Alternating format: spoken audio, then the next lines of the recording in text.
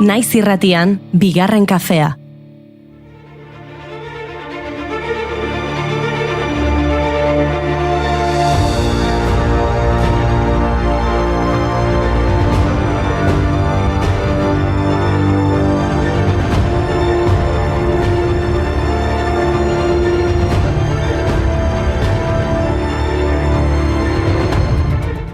Egunon guztioi eta ongi etorri bigarren kafera. Eire, Mai, dena ondo? Bueno, atzo baino bai. Egunon ekipazo, egia. Gaurko efemeridiai errepaso eginez, esan dezakegu edertasunaren gorespena heldu dela. Bai, Benetan. nik uste dut baiet, entzun hau mesedez. Ya que las mueve hasta en la muerte. Todas las hojas son del viento, menos la luz del sol, menos la luz del sol. Hoy que un hijo hiciste, cambia ya tu mente, cuídalo de drogas, nunca lo reprimas, dale. 1980ko urtarriaren 23an jaio zen Buenos Airesen Luis Alberto Spinetta, argentinar rock musikagile, abeslari, gitarrista eta poeta. Hego Amerikako rockean gehien eragin duten musikarietariko bat izan zen eta Charly Garciarekin batera Argentinako rockaren aitatzat hartzen da. 2012an Nil Ondoren, Argentinako gobernuak urtarriaren 13 musikariaren egun nazionala ezarri zuen Spinetaren jaiotzaren omenez. 13 ez, Mai, 23. 23. Gaur 23 da. 23, urtarriako 23 musikariaren nazioarteko eguna. Haupa Spinetta, ederra. Eta 7 urte pasa dira Nicanor Parra, txiletar poeta, matematikari eta fizikaria zentu zenetik. Txileko poesia eraberritu zuen, herrialde horretarako folklorean oinarriturik ein handi batean. Antipoemen sortzailea izan zen. Obra nagusiak ditu Cancionero sin nombre, izenik gabeko kantutegia, Poemas y antipoemas, poemak eta antipoemak, edo La cueca larga, kueka luzia besteak beste. Parraren poesia kritikoa izan da batik bat, kuestionatzailea, antiklerikala, politikoa. Bere antipoema postmodernoez gain, egin zituen ekologikoak ere, eta baita ahozko tradizio popular eta herrikoitik eratorritakoak ere. Absurdoa, kaleko artea eta kultura herrikoia erabiliz, poesia demokratizatu zuen. Adituen esanetan, maila soziokultural desberdineko jendearengana gerturatu zuen poesia. Hori bai, edertasunaren gorazarrea. Sin querer me dio buenos días, dijo, yo le contesté en castellano, pero yo en francés. Él me dio la mano y yo le tomé pie. Hay que ver, señores, como un ángel es, fato como un cisne, frío como un riel, corto como un pavo, feo como usted.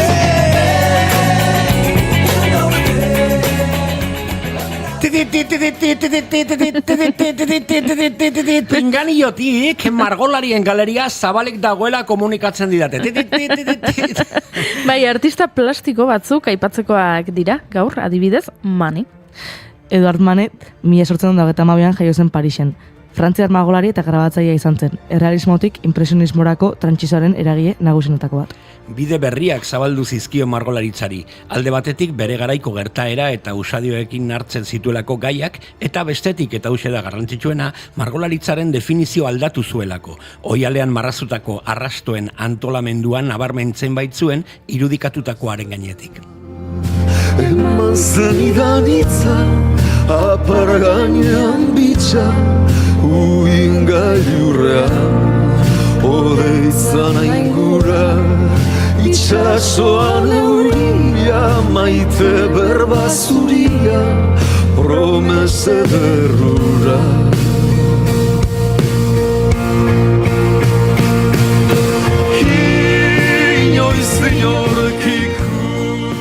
Eta Eduardetik Edbarbera, 1954an hil zen Olson Edvard Munch, margolari eta grabatzaile norvegiarra. Margolari espresionistak bere buruaz esan zuen Leonardo da Vincik giza anatomia aztertu eta gorputzak disekatu zituen modu berean, neu arima disekzionatzen saiatuko naiz. Hori dela eta bere lan ugarienak sentimenduekin eta giza trajediekin lotutako gaiak izan ziren. Hala nola, bakardadea, heriotza, erotismoa edo larretasuna. Nork ez du ezagutzen garrasia, ederra.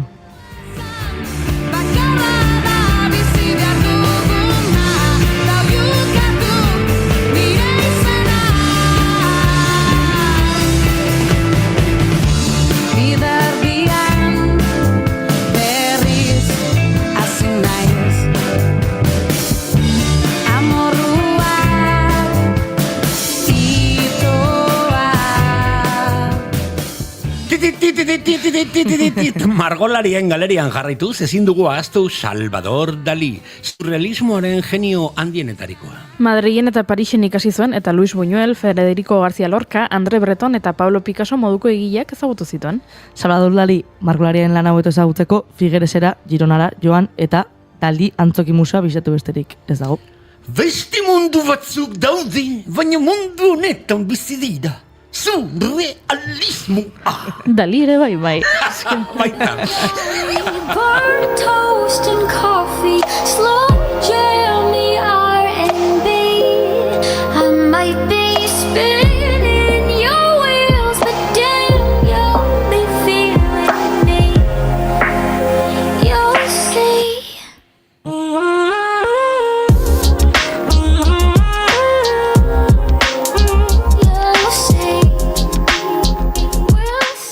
Beno, utz ditzagun Mane, Munch edo Dalí bezalako hasi berriak alde batera eta hitz egin dezagun benetako artistei buruz.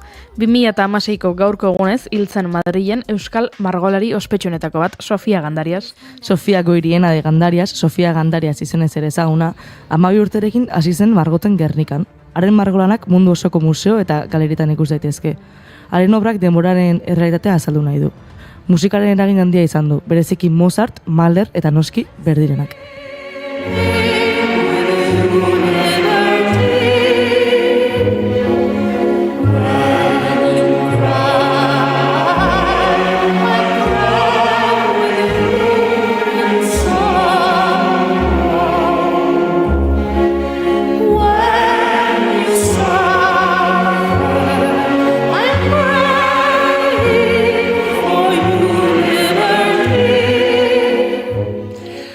Zoratzen ari naiz hainbesteko edertasunarekin, baina benetan zoroa. Mai, ez zara maite minuta egongo ez da? Ez dut ulertzen galdera Goiri. Ba, ez ezagutzen kanta famatu ura? Zea, esaten duena zoratutan nengoen atzo, baina maitasunangatik izan zen? Hori mozeda desena da.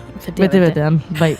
1998an hiltzen Mercedes Lorenzo Souto, egunero Bilboko Arrikibar plazako jarleku berean jesartzen zen emakumea. Amorantearen esperoan ziotenez, eta La Loca de Arrikibar, Arrikibarreko zoroa, eta La Eterna enamorada betiereko maite mindua bezala ezagutzen zutena. Arrikibar parkeko jarleku bat bere egin zuen, eta egunero antxe jartzeko itura hartu zuen, senargai oiaren denda ikusteko moduko lekuan, eta bide batez, zeinek esan gizonak berak ikusi eta ahaztu ez ezantokien. Egunak joan eta egunak etorri, urteak joan, urteak etorri, leku berean topatzen zuten bertatik pasatzen zirenek. Kale egin gabe jarleku berean. Buruan kapela estrambotiko jantzita eta eskuetan beti artillesko zeozer egiten. Penelope modernoa bihurtuta zain. Txoriak bide lagun zituen eta jaten ematen zien berak. Uste denez, Mozedades musika taldeak 1981 urtean plazaratu zuen Le llamaban loca bestia, Mercedesen maitasun maite minean inspiratu zen. Jose Luis Perales musikariak idatzia.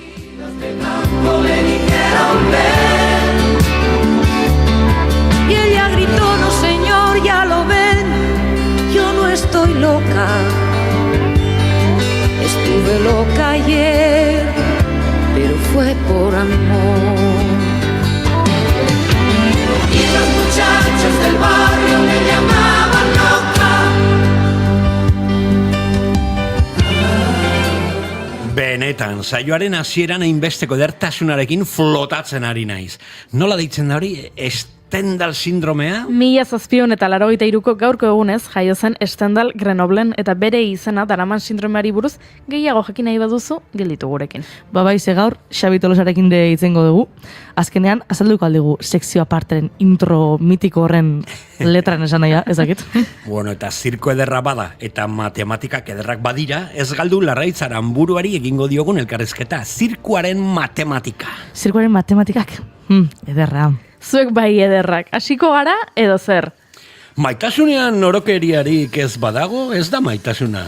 Erotasunean maitasunik ez badago, ez da erokeria. Egunon ero maitale ederra hoek. Urtarriak 23 ditu eta osteguna da. Ongi etorri bigarren kafera. Ongi etorri gure eromenera.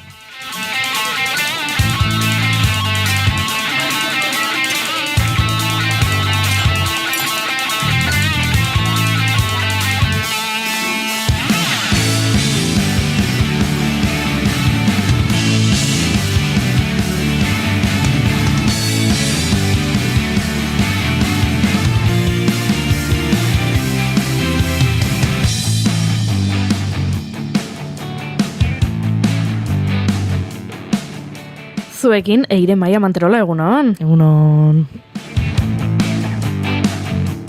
Eta zuekin Mai Gorostiaga, Dali, Dumbledore, Pozo. Beste irrazaiuok daude, baina denak bigarren kafe barrun bizi dira. Surrealismo!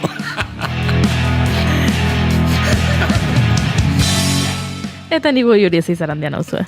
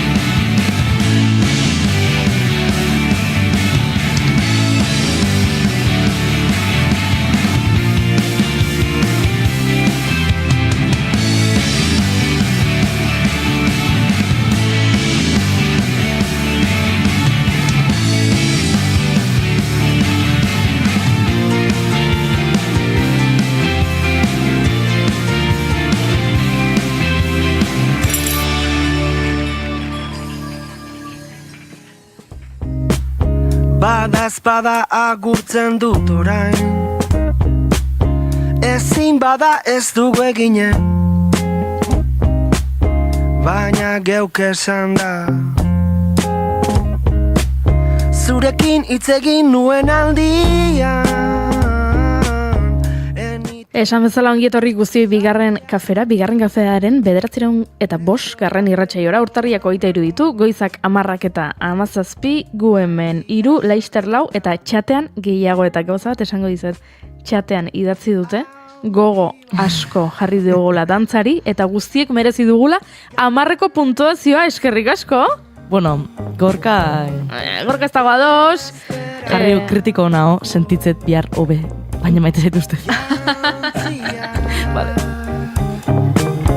Herri txiki baten sortu nintzen, badazpada agurtzen dut orain, ezin bada ez dugu eginen, baina geuk esan da. Jakingo duzuen bezala, egunero guk irratsaio honi hasiera emateko maite ditugun gauzak elkarbanatzen ditugu zuekin, batzuetan maite ditugunak eta egia da beste batzuetan izaten direla maite ez ditugunak, pixka bat salaketa modura edo, eta Gorkak txatean idatzi du ez duela maite garraio publikoari laguntzak moztu ingo dituztela, bera oso garraio publiko zalea dela eta haserre dagoela. Gainean bezperako jantziak neuretzako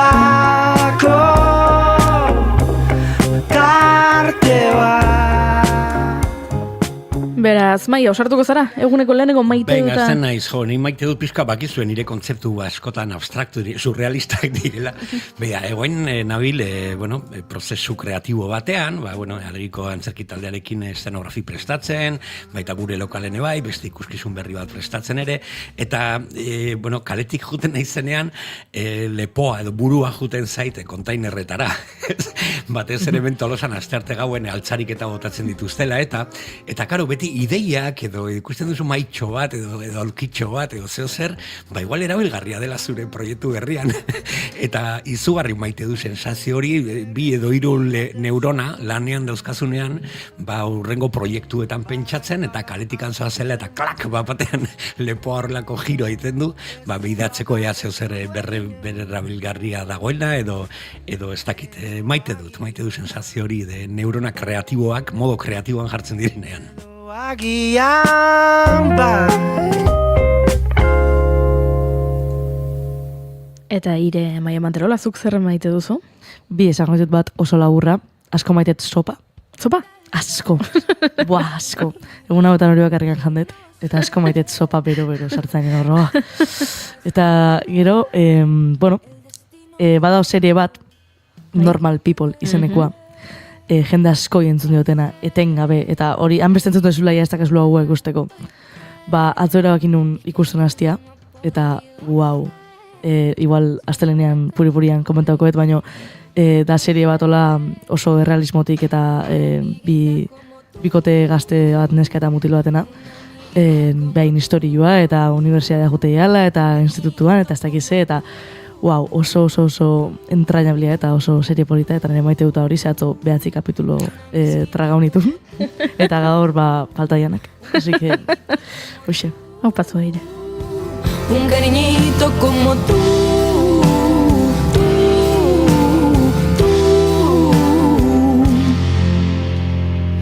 Beti, igual mirariren batekin, baina beti zurekin, nada imposible ba, neki. Tazu, kanaria ruerte bat. Nik maite dut ikustea nola nire inguruko sareak geroz eta gehiago saretzen diren, loturak estutzen diren, eta nola sareak ernaltzen diren nire lagun baten aitak bihotzekoa jasantzuen aurreko larun batean, eta oso ederra iruditu zait nola lagun taldea esnatu den eta bakoitzak bere eremutik nola lagundu duen. Lagun taldean badugu mediku bat eta bera ari da laguntzen aholku medikoak ematen, informazioa helarazten, ospitalekoekin hitz egiten, badugu beste bat kirolaria dena eta esan diola gure lagunari bengania aterako naiz zurekin korrika egitera eta hola, despejatu egiten zara. Gaude beste batzuk ez garenak batere kirolariak eta orduan, guk lagun hau maite dugu, baino ez hainbeste, kirola egiteko beste, eta orduan bakoitzak eskaini da nik afaltzera eramango dut lagun hau, edo nik zerbeza bat hartzera, nik beste bere hau gurasoekin hitz egingo dut, bere izebarekin, eta orduan nola bakoitza bere eremutik nola laguntzen ari garen, hori ikustea oso ederra iruditzen zait.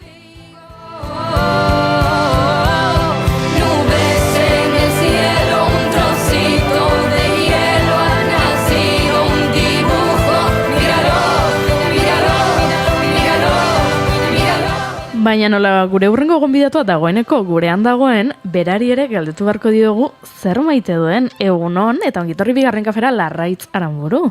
Egunon, da eskerrik asko. Zer modu zaude? Oso ondo. Vale, perfecto. Besterik esati etxarro data. Ero esplikazio asko emobidie. Oso ondo. Eta zer maite duzu, badakizu zer maite duzun? Bai, nik gehiten maite dutena, da bardin dutzu egune zelan joan dan, zelako zoramen eizen dan, zenba geuz eukidugu zen, joan, etorri, afalduta gero, ja pijama jantzite, garbi, agine garbitxute, sartzen gara nire semietani beren oien, eta alkarri irakurtzen dutzegu, eta alkarregaz egoten gara, eta momentu horretan neuronan jaizten die, eta orduan berari gogoratzeakoz, egunien zier guzteiako zen gauzak, eta ez jako zena guztetan, kontetan doztez, eta momentu hori, da niretzako, gehize maite dutena mundu honetan. Ze ederra, behin irakurri nion irakasle bati, liburu batean, nola, ama batzuk kezkatuta egoten diren, bularra eman, edo biberoia eman, edo ezin diot bularra eman, eta orduan ja, formula, edo eman berdi bat, eta orduan kezka horrekin, eta nola irakasle batek esaten zion ama bati. Begira, ni irakaslea naiz, 25 ume dauzkat gelan, eta ez dakit esaten, zeini eman zioten bularra, eta zeini biberoia, baino, esan dezaket eta nabaritu dezaket zeini irakurtzen dioten eta zeini ez. Eta iruditu zitzaidan zoragarria. Guk alkarreri irakurtzen dutzegu, berak niri, nik berari, eta momentu txori ukitzen dugu, gero ja ni nire gelara joatenaz, baina momentu hori sakarratu. Ze polita. Ginenean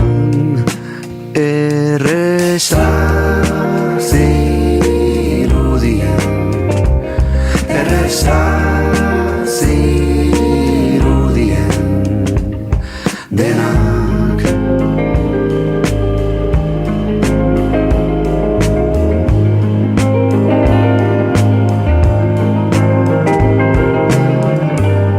etorkizuna ginenean erreza zirudien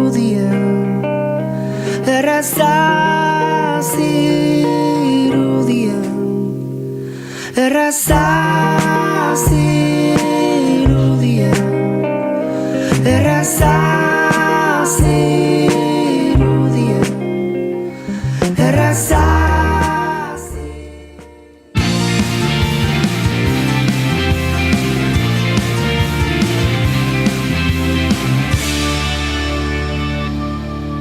Emaiozu bigarren aukera bat egunari.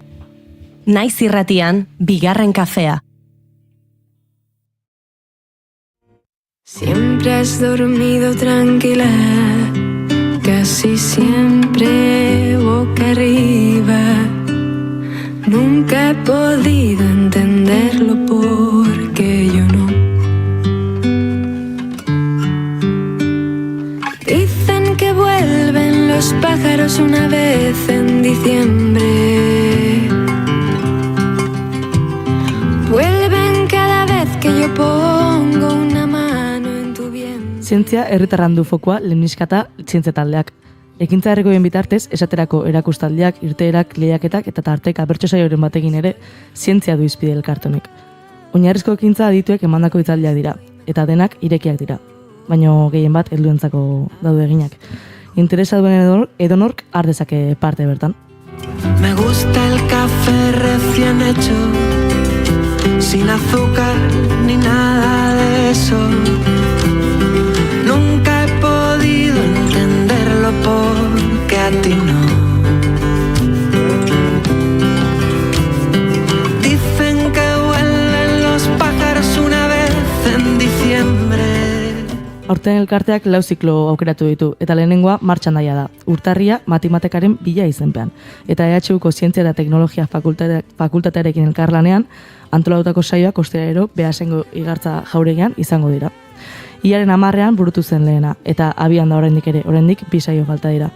Hemen dugu gaurko lehenengo gonbidatua Larraitz Aranburu gertutik ezagutzeko proiektu hau. Egunon? Aupa, egunon. Zer moduz? Ba, oso ondo, lehen esan dudan moduen, oso ondo. Earki. Berriro. Larraitz lehenengo galdera hemen nik egingo Hori izan dizut, ze 2025ko gure berrikuntzan artean badago aukeran ematen diegula gure gonbidatuei 2 galdera hauetako bat erantzutea. Vale. Nahi baduzu biak batzuk esaten digute, nik biak erantzun nahi ditut, biak. Ea bat iruditzen zaizun, Bai. Lehenengo galdera da, ea nola gustatuko litzaizuken zuri, izatea zure funerala zure hileta. Vale. Hilosteko ekitaldi Vale. hori, nolakoa gustatuko litzaizuken izatea. Hori da lehenengo galdera, eta bigarren galdera da, zure bizitzarei buruzko pelikula bat egingo balute, Vale. baina kontuan izan behar duela soilik zure bizitzako pasarte zehatz batean oinarritutakoa, hau da, Vale. ez da izango jaiotzatik eriotzara arte, Vale. izan behar da. 18 urterekin Bartzelonara joan nintzenekoa udaran, 25ekin ezagutu nuenean nire azukreko eskorra. Bueno, zure bizitzako pasarte bat aukeratuko balute edo beharko bazen uzuk pelikula bat egiteko, zein pasarte izango litzateken. Oso interesantiek bizek. Begoal bizek. Oso ondo. Vale. Lehenengoa nire hileta gustauko jaten izetie oso katartikoa. Osea, esango neuko festa bat, baina badakit maiten hauen jentientzako festa bat oso zaila dela momentu horretan, ezta? Baina bai maiten hauen jente guztiz batu, besarkadak emon gogoratu nigaz pasauniko gauzak, batez be barre asko egon daiz dela.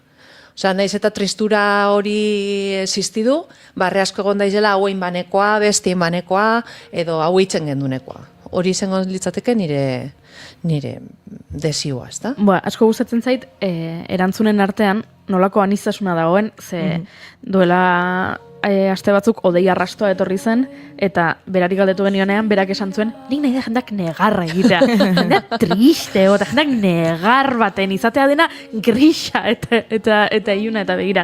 Hemen nahi dugu barre egitea. Bai, ni gogoratuz esan nahi dut, eta tristezia hori badago, baina nire aitarena izan zenean, pixkat sentsazio hori izan nuen, ezta? Mundu guztia gogoratzen nola bizi izan zen, eta hori niretzako da garrantzitsuena. Oso ondo. Eta bigarren galdera? Bigarren galdera nik esango nuke 40 urtetik aurrera. Osea, aurretiko drama guztizek itxi, eta hasi 40 urtegaz, ja hau bigarren kafie da, ezta? Bai. Bigarren bizitza bat moduen, ezta? Aurreko iluntasun guztizek itxi, eta goazen gora, goazen aurrera, hasiko gara gauza barrizek eitzen, zondino gazte sentitzen gara, eta bai, nik uste dut hori zengo zala momentua. Zoragarri. Erretratu hau egin du.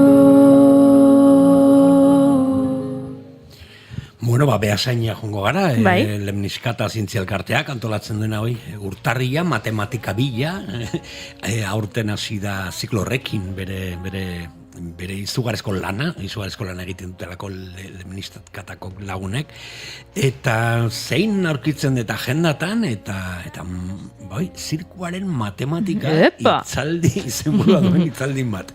Eta Larraitzaran buru hor zerbait esaten, eta zerbait beidatzen, ikuste dut lotura daukala, txitatoki zirko eskolarekin lagunak direla, gurekin izan dakoa da Elsi, eta askotan azitoki topaketak, eta egiten du beraiekin, eta esan nuen, barrutik ezagutu behar dugu, nondik norakoa lotura horiek matematika eta zirkuarenak.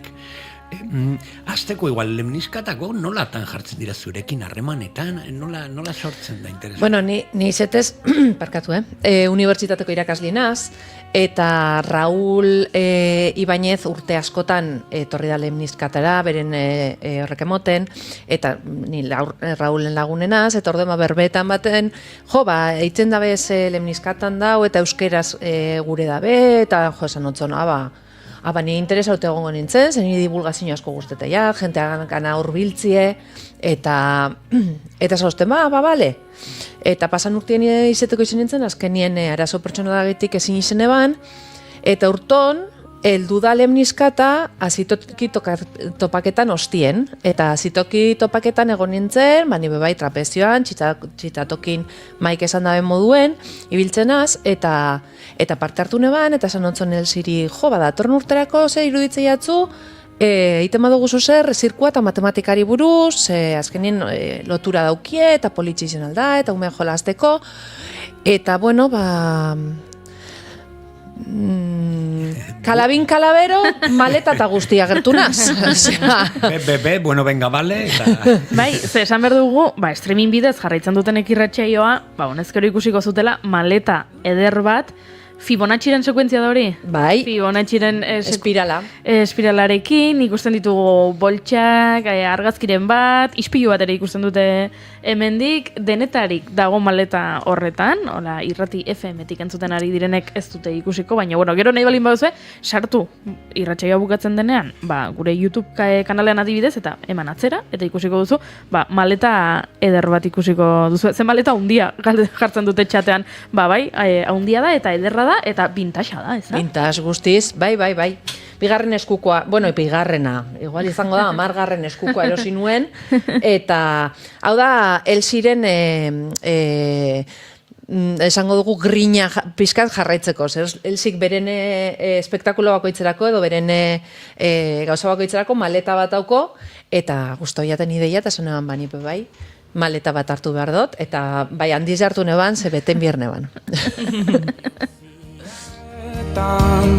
Aurrera goaz nahi gabe. Nire burua ez da manaize, bueltaka eta ez, matematika eta zirkoa loturak lotzen, segurazki etorriko dela tempoak, partitura bezalakoa da dela mugimendu asko malabarretan, akaso, edo izan daiteke bai ez dakit trapezioan zintzirikatuta kurba horiek, edo hortik baino askoz gehiago ez dakit. Ikusteko modu hona da, ze niri zirkoa asko gustatzen zait, eta matematikak 0, eta pentsatzen dudanen, zirkoaren matika pentsatzen dut, ez da posible. Hau eskolan eman behar da. Hori izango litzateke ideia. Bai, azken baten, niri beti gustatu izan jat, eta ganean oso pailasoan az, klaseak emoten, betinaz oso niri ikasli galdetzen badotza zue, seguru ukiko dutela moteren bat edo zeo zer.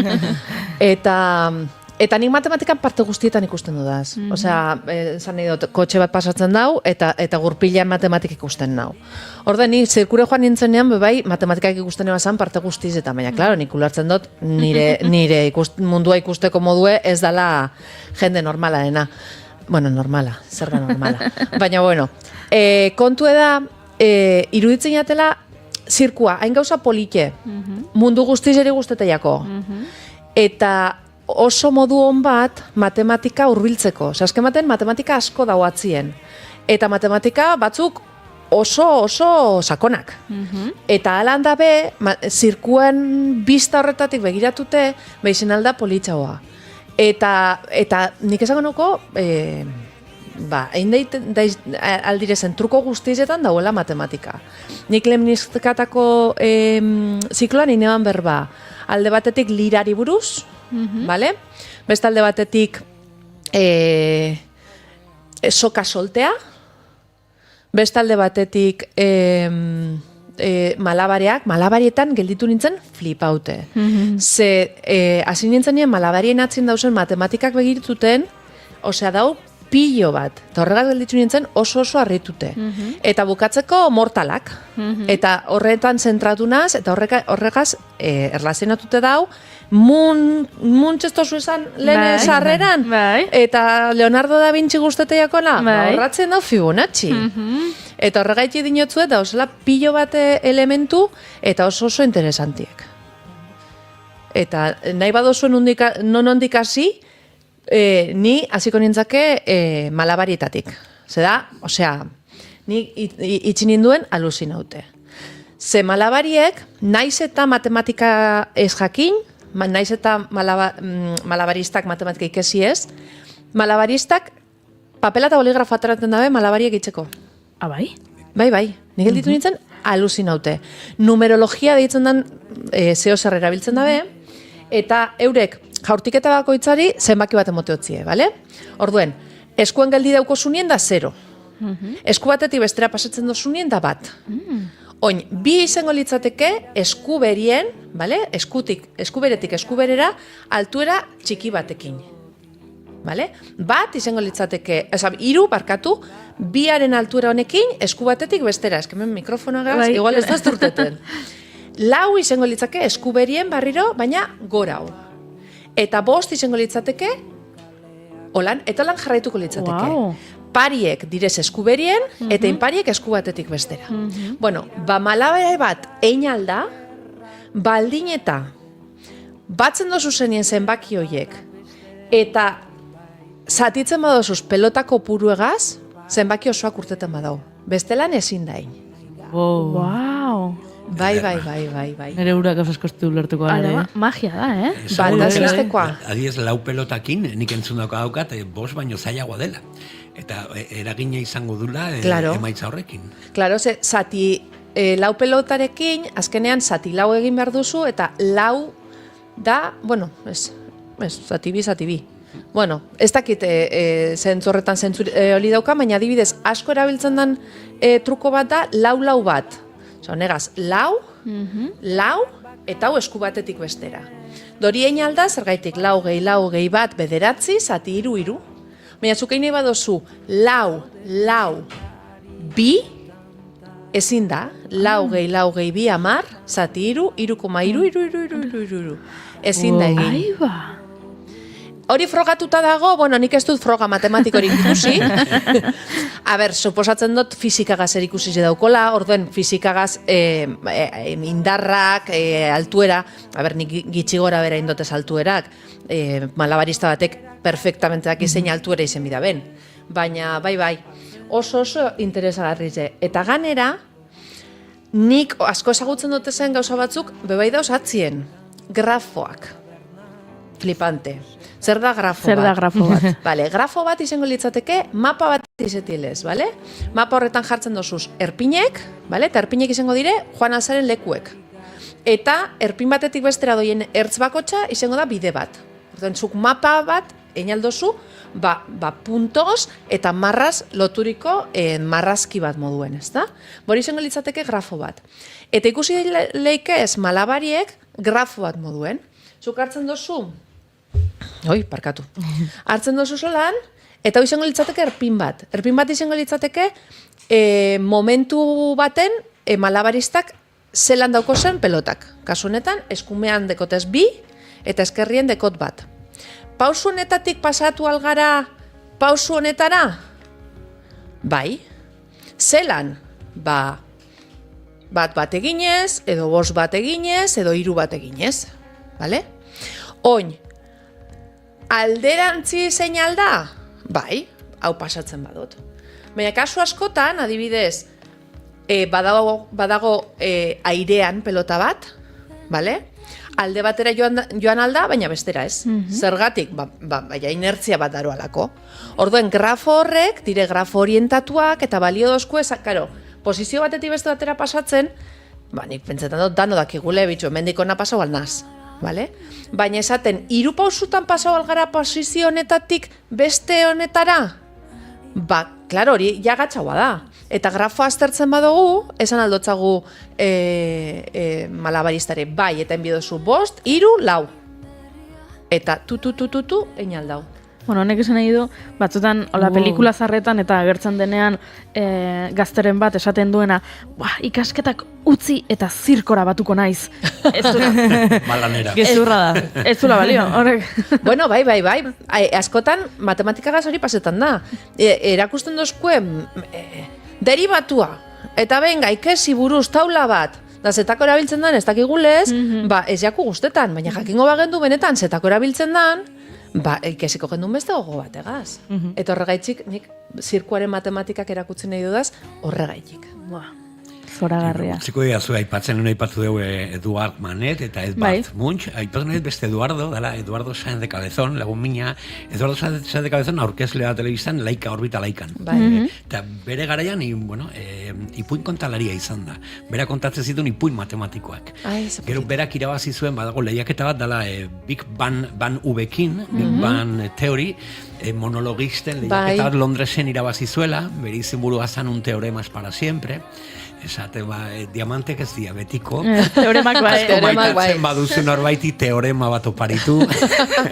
Eta, asko maite dut eta asko ikasi dut berarekin ipuin kontalari zoragarria, divulgatzaile zoragarria, eta ibilitakoa da institutoetan ipuinen bidez, eta horrelako gauzen bidez matematikak irakasten. Eta uste dut tresna ezin hobea dela, umeek engantzatzeko ez.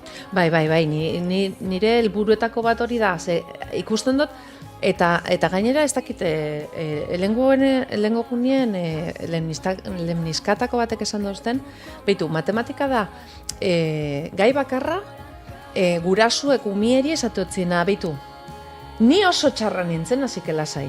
Ez tozu entzungo guraso bat esaten, ni oso txarra nintzen historian, edo ni oso txarra nintzen, baina matematika esaten dugule, lasaitasun osoz, baina isetez, danok gauz erabiltzen momentu guztietan matematika. Eta esaten dugu, ez jatu guztetan, ez, erabiltzen zauz. Pasetan dana da, igual ez dozu jakin, barneratzen edo ez dabe jakin, erakusten. Eta nik horregaitzik, batez be matematika guztetan ez jakon jentiri heltzie, da niretzako, nire ikaslei da guzti diraki ez, azkenien horretarako txartu dire karreran, ez da? Baina apur bat bebai urbiltzie guztetan ez jakon horreri. Eta zirkua da, kriston herramienta. Ez da lan makala, badago, eta nik onartzen dut, ni naizela pertsonalitako bat, pixka bat demonizatuta. Claro. Traumak, ez da? Trauma asko, matematikakin. Ordu asko, neharrez. Bai, baina, azken baten, egunera erabiltzen duguz, eta egunera gauz, logika hori erabiltzen. Matematikan erabilaldan logika hori erabiltzen. Pasetan dana da, igual ez dugula ikusten, hori, matematikagaz jakin aldot zein dan guapoa, Brad Pitt edo Momoa. A ber, txoin, hori ondo azaldu behar didazu. Claro. A ber, zirkuan, zirkuagaz lotu behar do, eta zirkuan, mortal bat egiten danean, mortal hori egiten danean, garrantzitsua da Fibonacciren espiralaren forma egitea, bale? Fibonacciren espirala, entzuten zauzienok, eta ez deko zuena buruen, da azken baten guk argazki bat eitzen badago karakol eskilara bat igoitik, espiral hori ikusten da. Naturan pilo balekuten agertzen da, adibidez pinabola baten, eta leku pilo baten agertzen da, bale? Zelan sortzen da Fibonacciren espirala? Fibonacciren zenbaki segidatatik heltzen da, eta azken baten segida hau da, lehengo bi zenbakiak dire bat, eta hurrengo zenbakiak dire aurreko biak gehituta. Eta holan, dagoen de espiral hau, eta espiral hau, garrantzitsua da, mortal bat egiten dugunean, ze gu gatoz movimentu horizontal batetik. Salto egiten dugu, eta salto egiten dugunean, parabolantzeko bat egiten da, hori logikoa da, baina gero oso garrantzitsua da espirala bukatzea eta burua berriz altxatzea. Ze burua ez badugu altxatzen, ez gara zuti jarriko. Vale? Orduan, espiral hori agertzen da zirkuan mortalak egiten direnean adibidez. Ze gertatzen da espiral honekin? Hainbat tokitan agertzen da, ze edertasunaren funtsa moduan hartzen da toki askotan, askok greziar imperioa edo greziar kulturarekin erlazionatzen dute, askok naiz eta frogatuta ez dagoen Da Vincirekin lotzen dute, vale? Da Vinciren Mona Lisa justo espiralean omen dago, eta bar, eta edertasunaren ideia horrekin, Miguel Angelen David, gauza guzti horiek, proportzio horiek, Fibonacciren zenbakiarekin numero aureo esaten zaio erderaz, nik urrezko zenbakia esaten dutzat, eta kalkulau aldugu, nordan, ederragoa, bale? Komilen artean. Horrela itxik nik egin dutez kalkuluak Brad Pitt eta Jason Momoa antzako. Bueno, a ber, niretzako ederragoa da Jason Momoa. Bai, niretzako, bai, eta bisauna ban lehen nizkatan, Jason Momoa gertzen badago jerritxik, niretzako. Osa, barkatu zu bigarren. Abisaute dau. Brad Pitt nahi da benantzako. Hori da, bale, ados nago. Bale, orduan gertatu daiteke niretzat ederragoa izatea Momoa, baina matematikak esatea, ederragoa dala beste Brad Pitt. Brad Pitt, adibidez. Hortik etorriko da Fibonacci. Dena Claro. Baina oso kuriosu da, ze kasu honetan, kalkulak egiten baduguz, proportzioatan, sudurretik espanerako distantzize eta espanetik okotzerako distantzize, Momoan kasuen ratio hori da 1,52 eta Brad Pitten kasuen da 1,72 eta urrezko arrazoia da 1,72, hasi que dau erdi-erdian. Bueno, hor biak bardin, vale? Baina gero beste batzuk adibidez, arpeizen luzeri eta zabalerie ikusten badugu, Momoan kasuen da 1,59, jarraitzen dago antzera, eta Brad Pitten kasuen da 1,33. Brad Pitt. Eta mito bat eroritzen. Eta kalkulatzen badugu begininitik sudurrera eta begininitik espanerako distantzize, Momoan kasuen da 1,58 eta Brad Pitten kasuen 2,2. Brad Pitt. Baina ze pasetan da? Engainatuak izan garete. Itxon. Baina ze pasetan da? Azkenien, bakotxa, ratio bakotxa kalkuletan azten bagara, klaro, igual ikusten dugu lan larrei.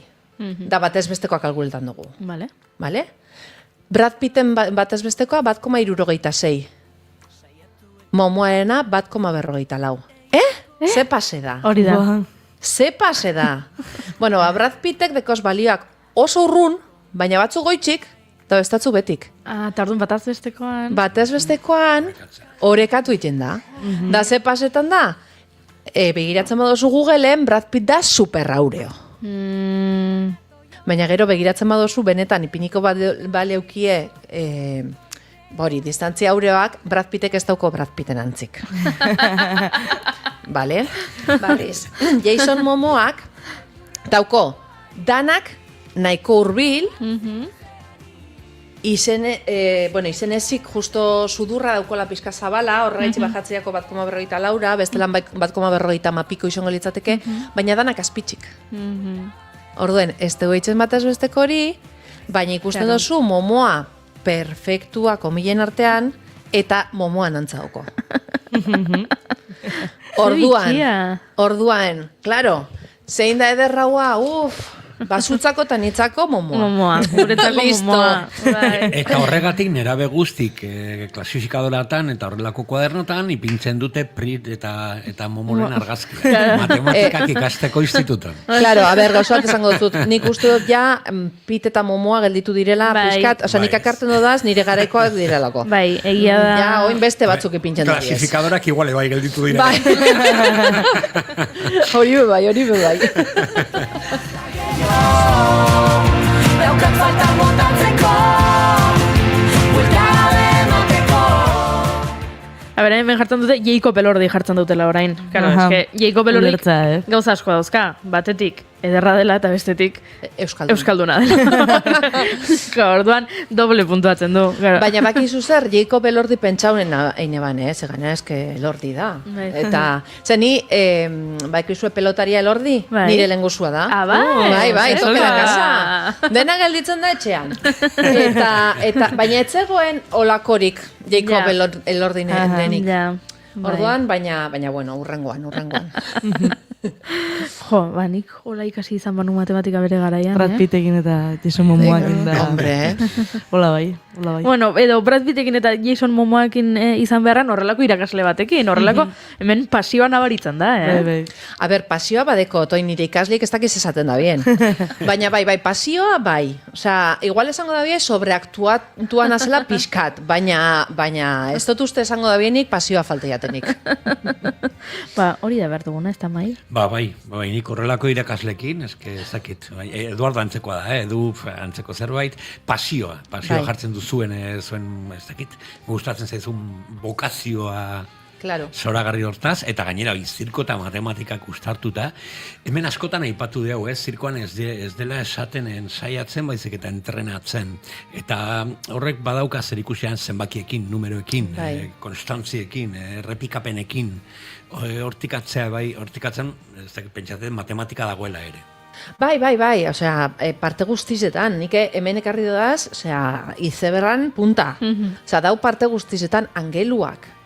Osea, nik trapezioan ekilibro egiten duten bakoitzen, eta ganera oso kuriosoa da, nik 40 urte baino gehiago daukodaz,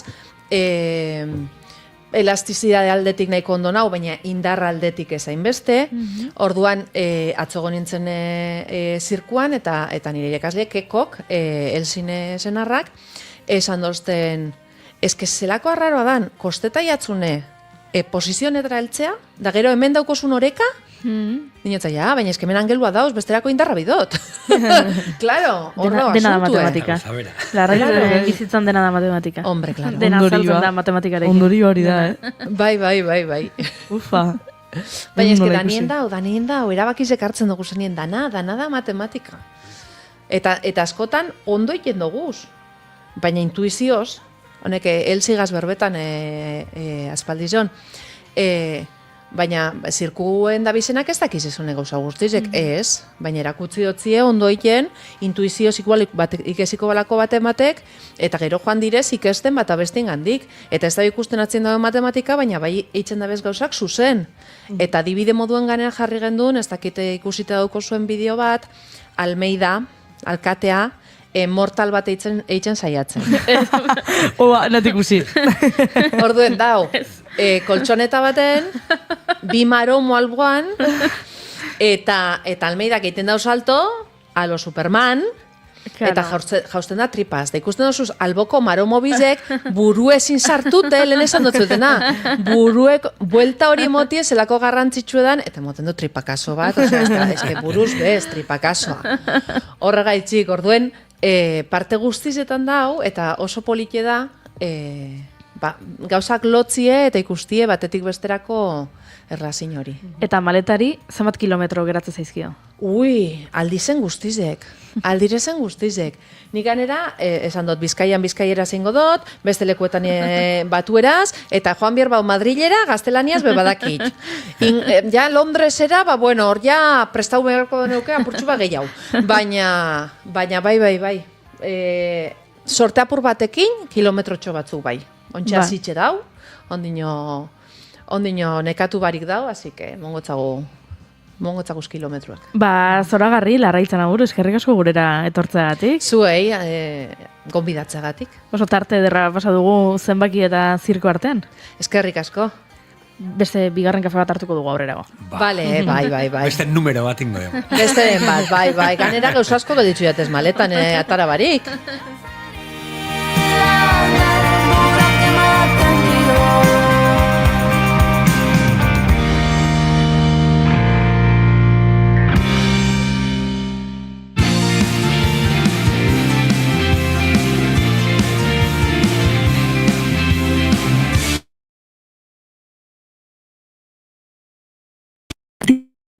Lerragoak, bigarren kafea. Istorioak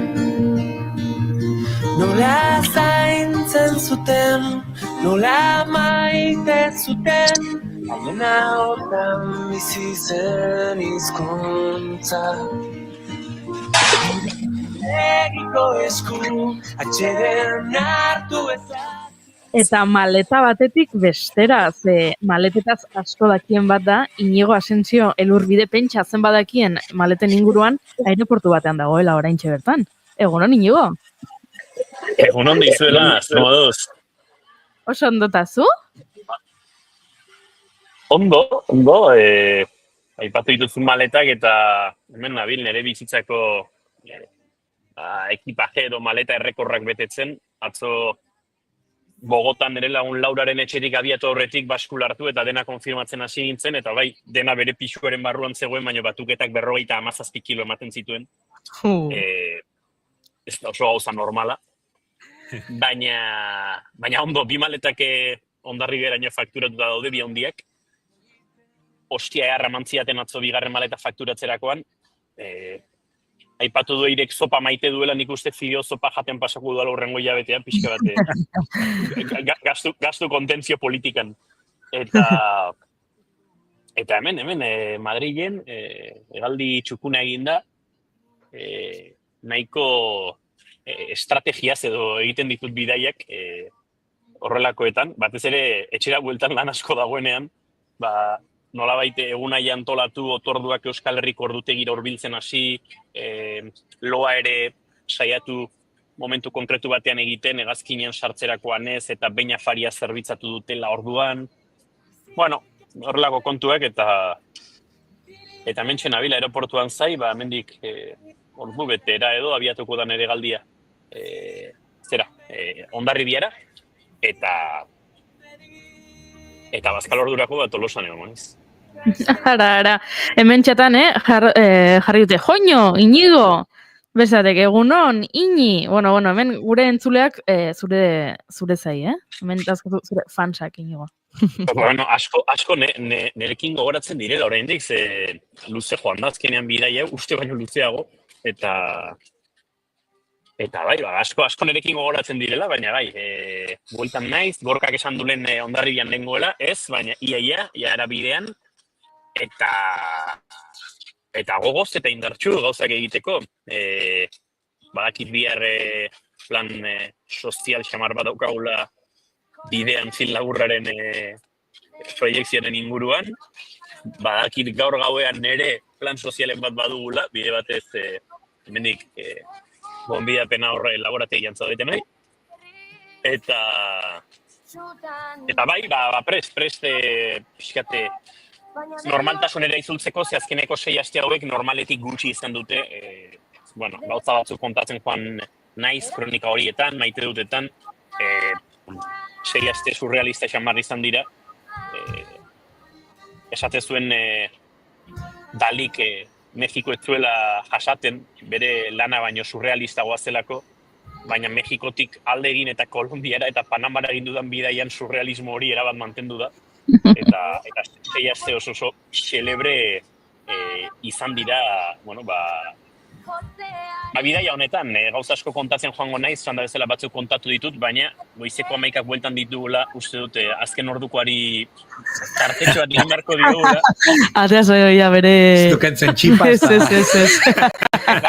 Eta zuen baimenarekin, azken ordukoaren ostean, maite dut kontatuko dizuet, baina oina zaizpururen momentua dago. Egunon oinatz. Egunon, ez dakit hemen zertarako sartzen naizen, egia esan, agian hobeto bingo Bueno, azken ordekoak pixka bat Romara garamatza, ez ziur ikusi dituzuela bideoak eta irudiak nola Bart, kolisioaren alboan realeko lau zale zauritu dituzten ospitaleratuetako bi labankadez zaztakaturik Lazioko ultrekin izandako borrokan, Erroman, bi taldeen gaurko Europako Ligako partidaren aurretik. Corriere della Sera egunkariak dio hori hiru euskal zale bazaztakatu dituztela, baina ez daudela larri dirudienez kolisiotik gertu Leolina izeneko taberna batean zeuden 70 bat errealzale, RS firmekoak dionez egunkari honek, eta Lazioko irreducibili ideologia fasistako ultrako 80 bat lagun bertaratu eta erasoak hasi dira, aulkia maila bengalak elkarri botatzen, aurrez aurreko borroka, Corriere della Serak dio RS firmeko 3 lagun labankadaz zaztakatu dituztela, Hooligans izeneko atarian ere bideoak ikus daitezke, polizia ailegatu denan amaitu da borroka, erasoan erabilitako objektuak konfiskatu eta hainbat ultra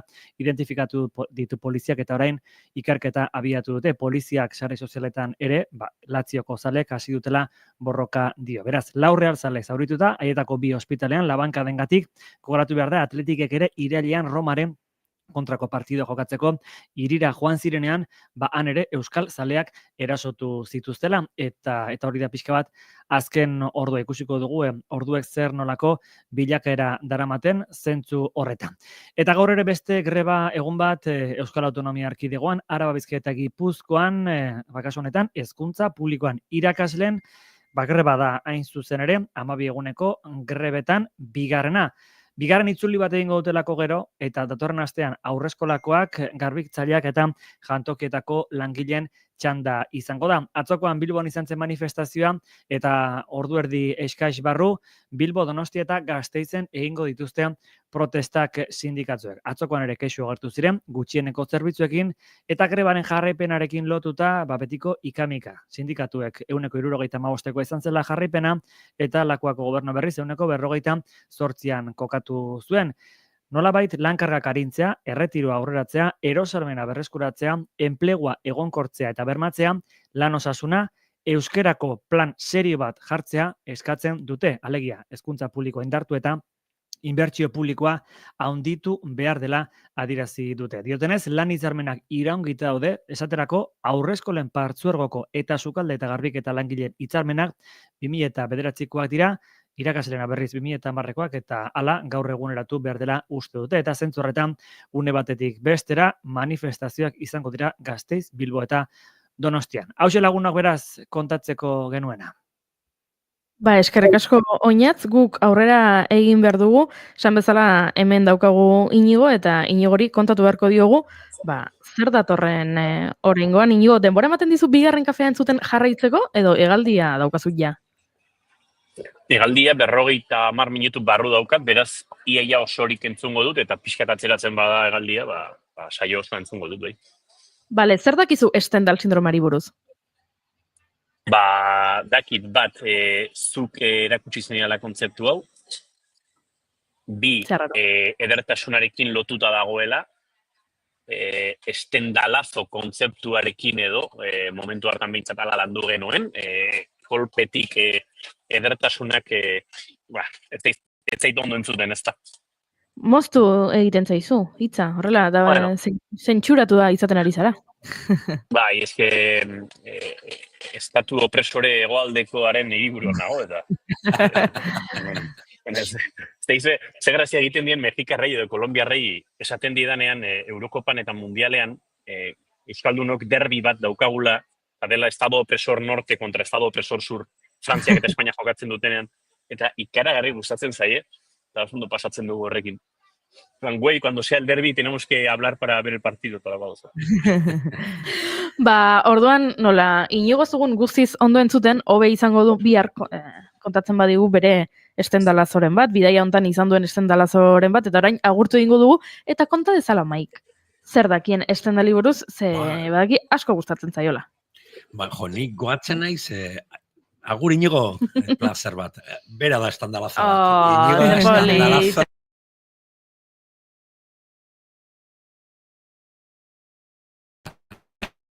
Ni guatzen naiz, hain genuenean, estudio hori edo lantxo hori, nire burura etorri zitzaidan zen, Erromara nire bidaia, ez? Ni Erroman pasan nintzen 7 egunera, ni bakarri joan nintzen, eta ikusi nituen, gauza guztik, da pasada bat, Erroman hainbeste gauza, hainbeste edertasuna, ez? Esate dute, Stendhale jaso zuela Florentzian horrelako zea, eta hortik sortu zen sindrome Stendhale kontzeptua. Ni Erroman hoi, 6 egun, eta azken eguna juten naiz, Kapitolio museora, eta sala permanenten edo sala itinerante hortan, Escheren esposizio bat, bere etapa Erroman bizi zena.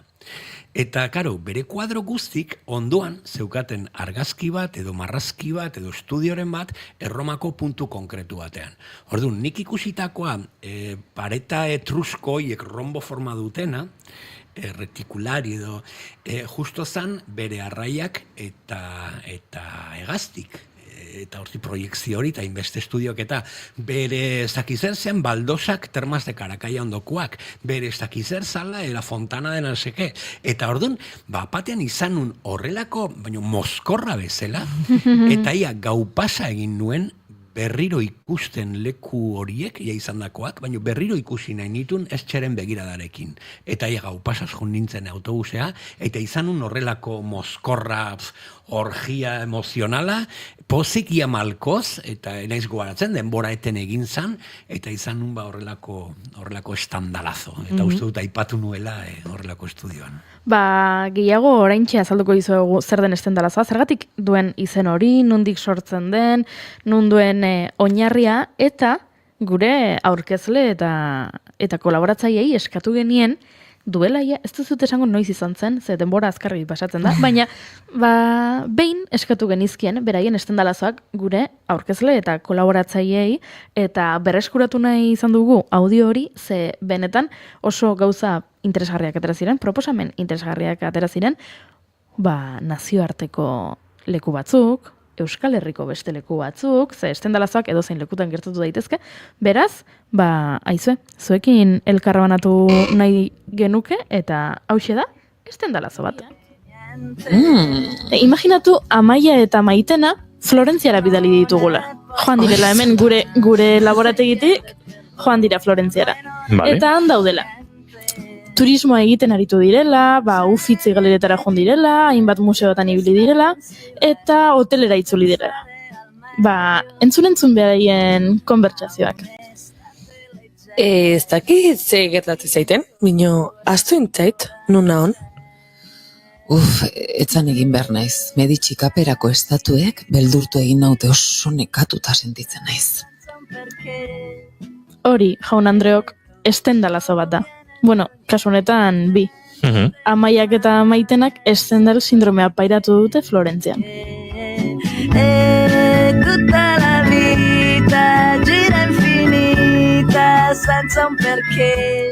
Stendhal sindromeak 18. mendeko Stendhal eleberrigile frantziarraren izena darama. Eta askok lehen turista modernotzat jotzen dute Stendhal idazlea. Izena duela 30 urte inguru sortu zen Florentziako Santa Maria Nuova ospitaleko psikiatria burua zen Graziella Magherini doktoreak sortu zuen, ze bere taldearekin ikerketa batzuk egin zituen, eta horrelako gaixotasun bat identifikatu zuen. Berak eta bere taldeak Stendhalen sindromaren 200 kasu baino gehiago tratatu dituzte 1979tik. Sindrome horrek diotenez, eta hasieran laburtu dugun bezala, da edertasunaren aurrean, gaizki sentitzen zarela, edo kikildu egiten zarela. Sindromenek nagusiki turista sentiberak eta txundigarriak kolpatzen ditu, sarritan herri txikietakoak direnak eta bidaietan esperientziarik ez dutenak. Biktimak aztoratu egiten dira bisitatu beharko lituzkela uste duten leku ugariengatik, gehiegi direlako, edo liburuxka eta gida turistikoek ematen dieten informazio pioagatik gehiegi delako informazio hori, eta sentitzen dutelako alanolako presio bat, maixulan batetik bestera joatekoa, eta korrika joan behar dutela hau ikusi, eta beste ikusi, eta gure ikusi, eta behar horrek, gaizki sentiarazten dietelako. Paniko edo izuikara da turistak oso denbora gutxian artearekin eta historiarekin izandako liskarren emaitza. Bisita bakar batean dena ikusteko ezintasunak eragiten duen frustrazioarekin batera. Adesso che fra noi non c'è più nulla. Batzuk krisi edo izu edo zorabio hortara iristen dira pintura ospetsu baten aurrean. Edo harriturik sentitzen dira Pompeia bezalako lekuak edo Pietatea bezalako estatuak aurrez aurre ikusten dituztenean, ze turista askok, eta guk liburuetan ikusi ditugu argazkiak, baina gero sentsazioa oso ezberdina da liburuetan ikusitako horiek aurrez aurre ikusten dituzunean. Hau guzti hau nahiko arraroa da, ze izan ere edertasuna hautemateak zientifikoki balio positiboa du guretzat. Eta horren ondorioz berez ondo sentitzen gara, zerbait ederra ikusten duzunean, serotonina mailak igoeten dira, eta zu ondo sentitzen zara. Gogo aldartea hobetzen dugu, eta erlaxatu egiten gara askotan. Hala ere, muturrera eraman da, zerbait ederregia denean, Stendhal sindromearekin gertatzen den bezala, sintoma fisiologikoak sentitzen hasi zaitezke. Horrela, bat-batean, orokorrean iraupen motza edukitzen dute, eta ondorio negatiboak edukitzen dituzte. Ondori horiek, esan dut ez dutela asko irauten, baina, gehienez hori, aste bete, iraungo dute, eta aipatu dugun bezala, batzutan da izua, bestetan da zorabioak, bestetan da, ez dakizula non zaude. Horregatik, medikuek, zute pentsatuko nik bezala, ze ni honean ator esatea, Stendhal sindromea kontzeptu asko gustatzen zaidala. Niri ikaragarri. Ikaragarria da, bai. Benetan. Eta pentsatzen jarri naiz, eta esan dut, Stendhal sindromea sortu dit. Ze, wow. Meta-Stendhal, zaude, meta-Stendhalizatuta. Ze, pentsatu, ez alda ederra, zer edertasunaren aurrean dugun erreakzioari izena jarri izana. Super ederra iruditzen zait. Orduan, nahi Stendhal sindromea sortzen dit, Stendhalazo bat sentitzen ari naiz, momentu honetan. Wow, azeko lokoia, ze bidaia egiten ari zaren. Urrutira. Eta guari ginen hemen zorabioak direla eta ez direla, tripakomia dela eta ez dela, baina gaur egun aitortu behar dugu Stendhal sindromea kontzeptu hori era askeago batean erabiltzen dela eta orokortu egin dela, demokratizatu egin dela terminoa, eta erabiltzen dugula zerbait oso derra ikusten duzunean, sentitzen zarenean txundituta edo liuratuta, eta gehatzen zarenean, zakit pixkat arnaz estuka, horri ere Stendhal sindromea deitzen diogu. Egia esan, artelanak edo eraikinak ikustean gertatzen den zerbait izaten da. Stendhal idazle frantziarrak Florentzian bizitakoaren ondorioz sortutako terminoa da. Berak hango artelanak ikusi zituenean gertatu zitzaiolako horrelako ezin egona. Baina nik, beste motatako Stendhalazo batzuk ere sentitu izan ditut. Eta kontatzera natorkizuot. Eta nik bizi izan ditudenak, batzuk gomendio bezala. Agian zuei ere Stendhal sindromea sortuko izan. Ezagutzen hautena jakingo dute ni naizela pixkat, ez dakit Felixiana edo, ondo nahonean gustatzen zait esatea, ozen esatea, ze ondo nahon. Ze ondo gauden orokorren. Ze polita den hori gainera. Ze ondo gauden, eskerroneko izatea da hori. Eta ze esatuz, igual minutuko 7 aldiz. Bai. Ez suposatu indet. Ez diazu inoiz entzun. Nahi gustatzen zait, esatea, ze ondo gauden, ze gustu gauden, ze ondo gauden. Eta orduan, mendin, jute banaiz, mendi berri bat ezagutzera, edo angora noala beti, ze polita da nau, ze derra dan, lagunak pixkat nazkatuta, bai, entzun zaitugu lehenengo aldiz. Gertatu zitzaidan, Stendhalazo bat, Yosemite Parkeko, Kaliforniako Yosemiteko Parkeko El Capitan izeneko arrokari begira. Da, kristona, jende asko eskalada librea egiten du, badago dokumental bat duela gutxi indakoa Free Solo deiturikoa, eta da, zoragarria. Baina, gertuagore gertatzen zaite. Adibidez, igeldoa juten naizenen, igeldoko herrira, han jartzen naiz itxasoi begira, eta, juten naizen bakoitzen, Stendhalazo. Juten zaren bakoitzeko. Juten naizen bakoitzeko igeldora, Stendhalazo.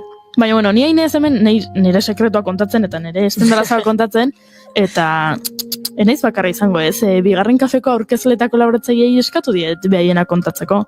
Eta bueno, Stendhal idazleak egin zuen bezala, Italia aipatu digute askok.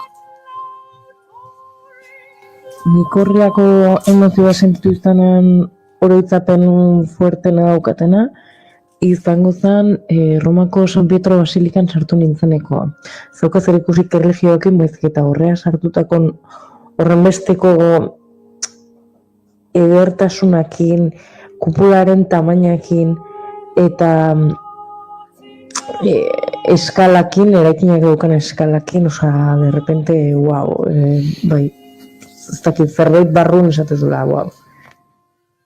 Hori gure kanpotiarrak tartekoan Elizebik kontatu diguna, berari Italian, Erroman gertatu zitzaion, eta ez da bakarra izan, ze ez dakit zer konexioaren bat edukiko duten kanpotiarrak beraien artean, ze kanpotiarrak tarteko maia behitiak ere Italiara jodu. Akordatena Florentzien eguala Galeria de la Academia Junitzan, ze bertan da Michelangelon hildabide. Eta bertan Florentzien beste bi eskulturaraz bai. Bata plaza principalin, eta ero beste bat olako goiko plaza baten Florentzi guztiko biztak ikusten dizena. Eta replika bardina atiz, baina originala nahi neban ikusi, eta emozio nahi nitxan. Oso ederra eritxea eztan, eta emoten dauze Michelangelo lortu ganela arrizati batei, arimi, ero duintasun, ero emoti, baina arrizati bat baino gehiago dan impresioi emostan eta neharrein eban. Negarra egitea ere bada Stendhal sindromeko sintometako bat, baina bestetan izaten da isilik geratzea eta blokeatzea. Eta hori kontatu digu gure ostiratako aurkezle den Mai Gorostiagak. Berari ere Italian horrelako zerbait gertatu zitzaion. Botan sentitu dut horrelako sensazioren bat, ez? Baina agian potentena kontatu nahi dizuet eta hauxe da. Oendala 15 urte hola joan nintzen Erromara, astebete pasatzeko area, ez? Pixka turismo iteko, ezagutzeko gauzak, arte pixka bat, antzerki talde pare bat. Eta, bueno, nire azken egunean, esnatu nintzenean, azken gauan, oheratu nintzen, pentsatzen batez ere opus reticulatum, ez?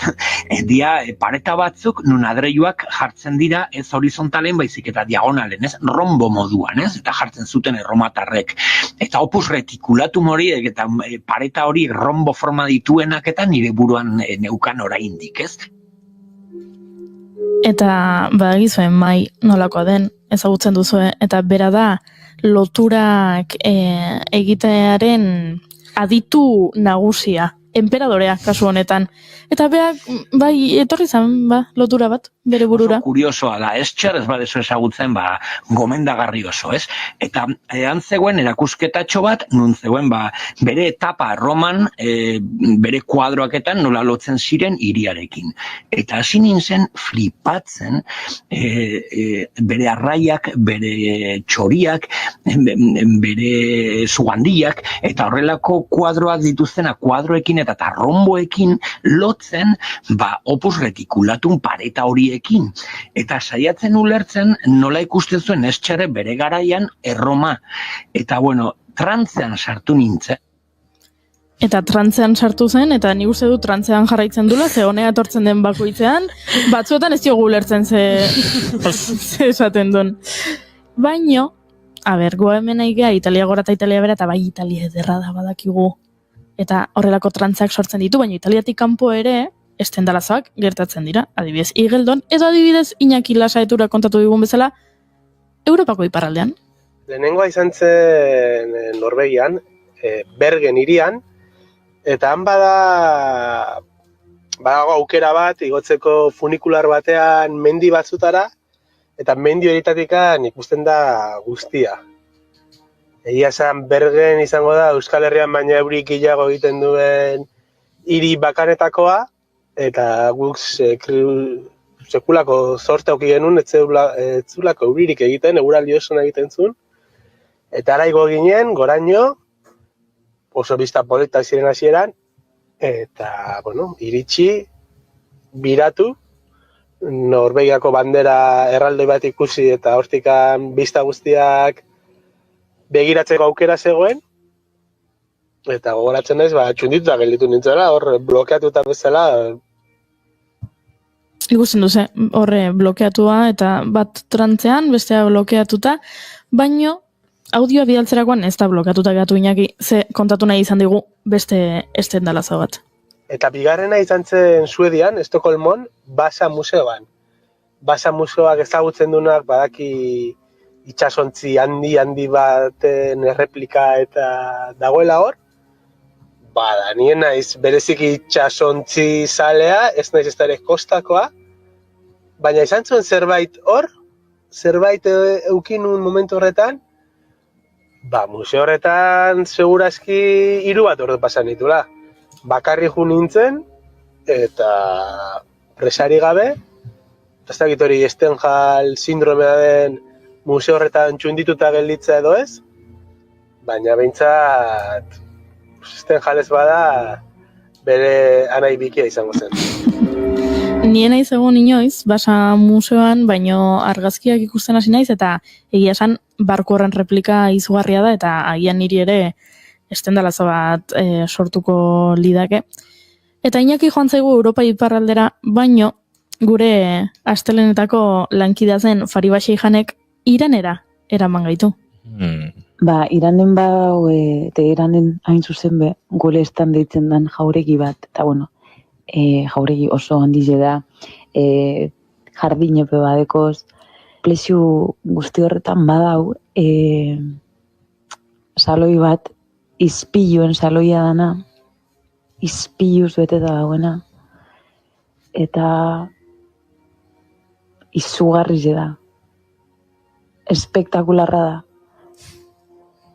Eta nik neuk bizizen ikusioten gauza edo edifizio liluragarri zenetako. Zuek uste duzu, Fariba audio bialtzen ari zen bitartean, estendalazo bat pairatzen ari zela? Bai, nik uste gogoratzearekin. Bai, ederra da, liluragarria, jarri. Oso gustatzen, bai. Urduri jarri zaigu. Baino, hasieran aipatu dugun bezala, hau guztia hasi zen artearekin, eta artelanekin. Eta nola ez, gure Maria Romero Lespiurrek arteari buruz hitz egin dugu. Nik uste igual, pelikula bat edo kontzertu bat ikusten ohikoagoa dela, baina niri pasau jata igual pintura bat ikusterakoa museo baten, adibidez Rothkoren margoak, eragiten destate emozio bat, baina en plan negarguria eta dana.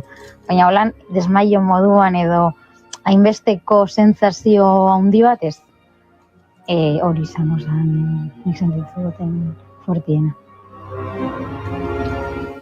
Aizu, eta gure kolaboratzaileei eskerrak hemendik behaien instalazioak bidaltzagatik, baina zuek ez dira aipatu zuek noiz jasan dezuen horrelakorik?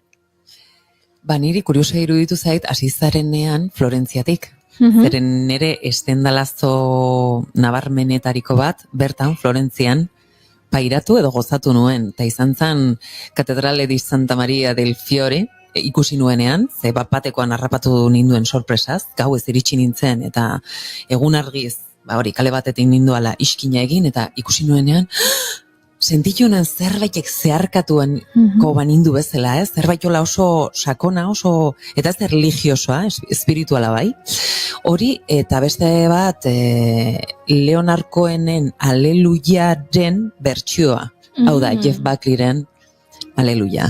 Kanta hori entzuten dudan bakoitzeko, nire harima, ez dakit puztu egiten dan, beste toki batzuetara joaten da. Estendalazoa. Bai. Inogonzuk? Nik koste egiten zait, estendalazoa horrela pairatu hori identifikatzea. Baina bai izan nuke badagoela mezkita ikaragarri bat Casablancan eta kanpokaldean itsasoa, eta han flipatu egin nula, ze gaina arkitektura oso berri bazan niretzako, duela urte desinte Afrikara eta Afriki paralera egindako lehenengo bidaian. Paisai dagokionez usteet arnaz estuk hautzin indula Lake Louisek, Kanadan, Calgary ingurutik edo nahiko gertu dagoen erreserba natural horitako batean alako laku flipante bat. Eta lehen aipatu duzuen Sorrentinoren La Gran Beletzak ere sortu zidan justu momentu hortan, My Heart is in Highlands kantua, arbo parten kanturrekin, abes bat zalituan hori, eta ez da, Erroma irudikatzeko moduri. Etzen hainbeste urte Woody Allenen Erroma ezagutu genula, Trasteverianoa, eta bapatean, la gran beletzak erakutsizun, nik uste Erroma intangible bat bertara joan, eta topatzen ez duzun hori, eta hor ere momentu batutan flipatu nonde, wow, baina batez ere momentu hortan hasieran bai. Eta Maia? Ba, nahi asko kostatzen zait. Egia, bain hitz egiten eginela honen inguruan, eukidetela memoria emozionala, donak esplikatu ziguna, eta gogoratzen dut hori bizi izana, baina ezakit, enuke jakingo esaten ez noiz, ez nun, ez ezer. Baina bai dela egia, behin, nire herrian, ekitalditxo batean, pertsona batek abestu intzun, eta gelditu nintzen, trantzean, enun ez da entzuten iaia bestia. Gelditu nintzen begira, eta begiak zabalik, eta hori izango da, niretzako, gehien gerturatzen dena, nahiz eta ez dan delazo bat, baina egoera hori izan zerala pixkat trance arraro bat. Badakizue, ostrialetan bidaiariak izaten ditugula gurekin, ibili munduan tartean, eta nik agurtzane belantzarani galdetu diot, eta pentsatzen un esango zidala, Zelanda berriko herri batek galduko ez dakize? Eta uste baino gerturago... Ez zin esango bere etxeko salatik dauken bizta, ez da? Ez, baino... Amatxo maitia, entzun agurtzane belantzaran.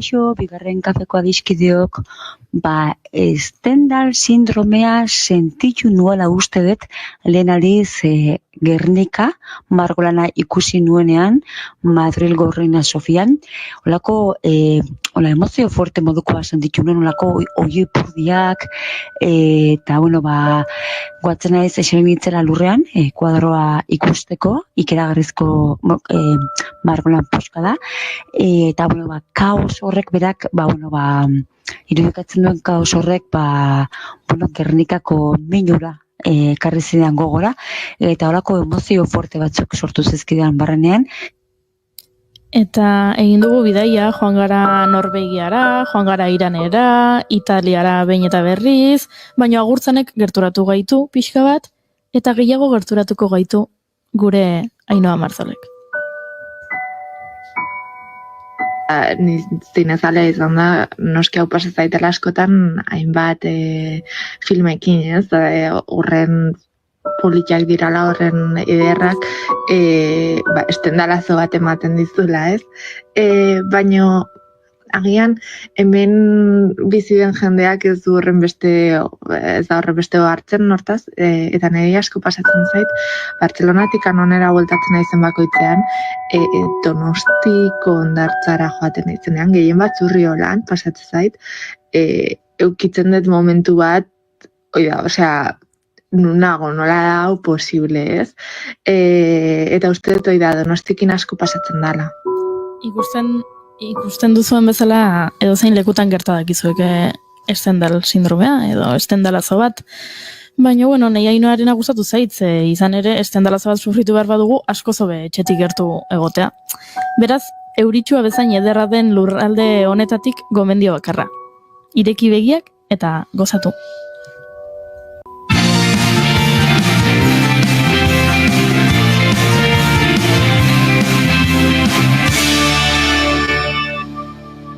Keep calm and bigarren kafea. Luis Mariñelarena Saralegiri begietan eta hitz egiteko moduan nabarizaio herria eta lanbidea zenbat maite duen. Albaitaria da, baina katuak eta txakurrak ez dira gehien hartatzen dituen animaliak. Bera, ikuiluz ikuilu ibiltzen da, behiak, behorrak, ardiak eta horrelakoa berekin batez ere. Ohikoa izanen litzatekeena, baino gutxiago inporta zaio 24 orduz guardian egotea, edo goizeko ordu txikietan altxatu behar izatea larrialdi batera joateko. Lantzen bizi da, Nafarroan, hango zelaietan hitz egin dugu berarekin. Kaixo, Luis! Hala, txaldeon itziar, zer moduz? Ongitazu! Ontorri berrian naiz lanetiken eta guardian nagoenez, ea atxalde lasaie edo nolako izango dugun, bai? Aber uzten diguten hola tartetxo bat eta bestela izan lagunduko joanen gara biok, bai, harria baldin bada.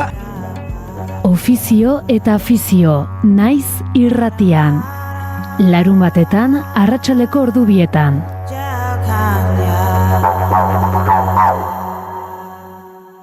Eta orain, hementxe daukagu, azken ostegunetan bezala, gure Xabi Tolosa Madrildik konexioa egiteko. Xabi Tolosa eta bere katua agian, ze aurreko ostegunen batzuk aipatu zen eguten ea zertzen entzuten zena sekzio horretan, eta zan Xabi Tolosaren katua. Gaur hortik dabil Xabi edo ez dabil? Momentu honetan urruti dago. Bi katu dauzkat, bat hemen azaltzen da fisikokin nezbenka igual ikusiko dezue, konektatzaren bazate YouTube edo Twitchera, eta segurazki entzun dezuena bestea da gorra dagoena, eta nola gorra dagoen eta ez duen bere volumena kontrolatzen, kriston karraxek ematen ditu. Eta justu horrentxe, kriston zaplazteko eman dit, zelotan zegoen, eta odei bat ematen du, da txuri-txuria eta oso hiletxua, eta askotan normala da bezala, katuak dauzkagunoi gustatzen zaigu bezala, nire aurpegia bere hileta artean sartzera joan naiz. Eta lotan zegoen, eta susto eman diot sekurakoa, eta kriston ostikoa eman diot, ostiko zapazteko moduko bat, eta sudurra normalean, baina oraindik handiagoa daukat, oraintxe. Puztu zait sudurra. Baina, dena ondo. Ostegun goiz politx honetan. Oso ondo. Hemen gure oasia.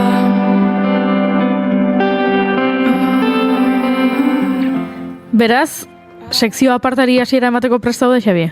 Aurrera. Vale, jarriko dugu sintonia, ezta? Vale, venga. Aurrera.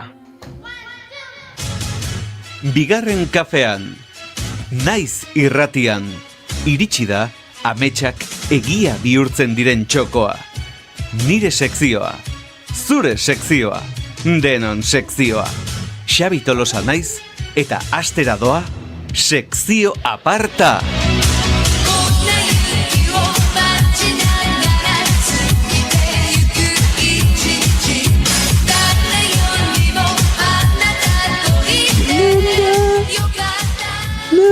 Jokata!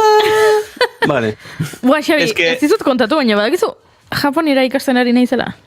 Ui, gaur sekzioa zuretzako dago prestatuta. Egia da, gauza asko dauzketela kontatzeko, ez dakit denbora mango digun, beti bezala, dena hemen sartzeko, eta bestela burrengorako utziko dugu, baina beste gauzen artean, Japonierari buruz hitz egiteko sekzio aparta daukagu oraingoan.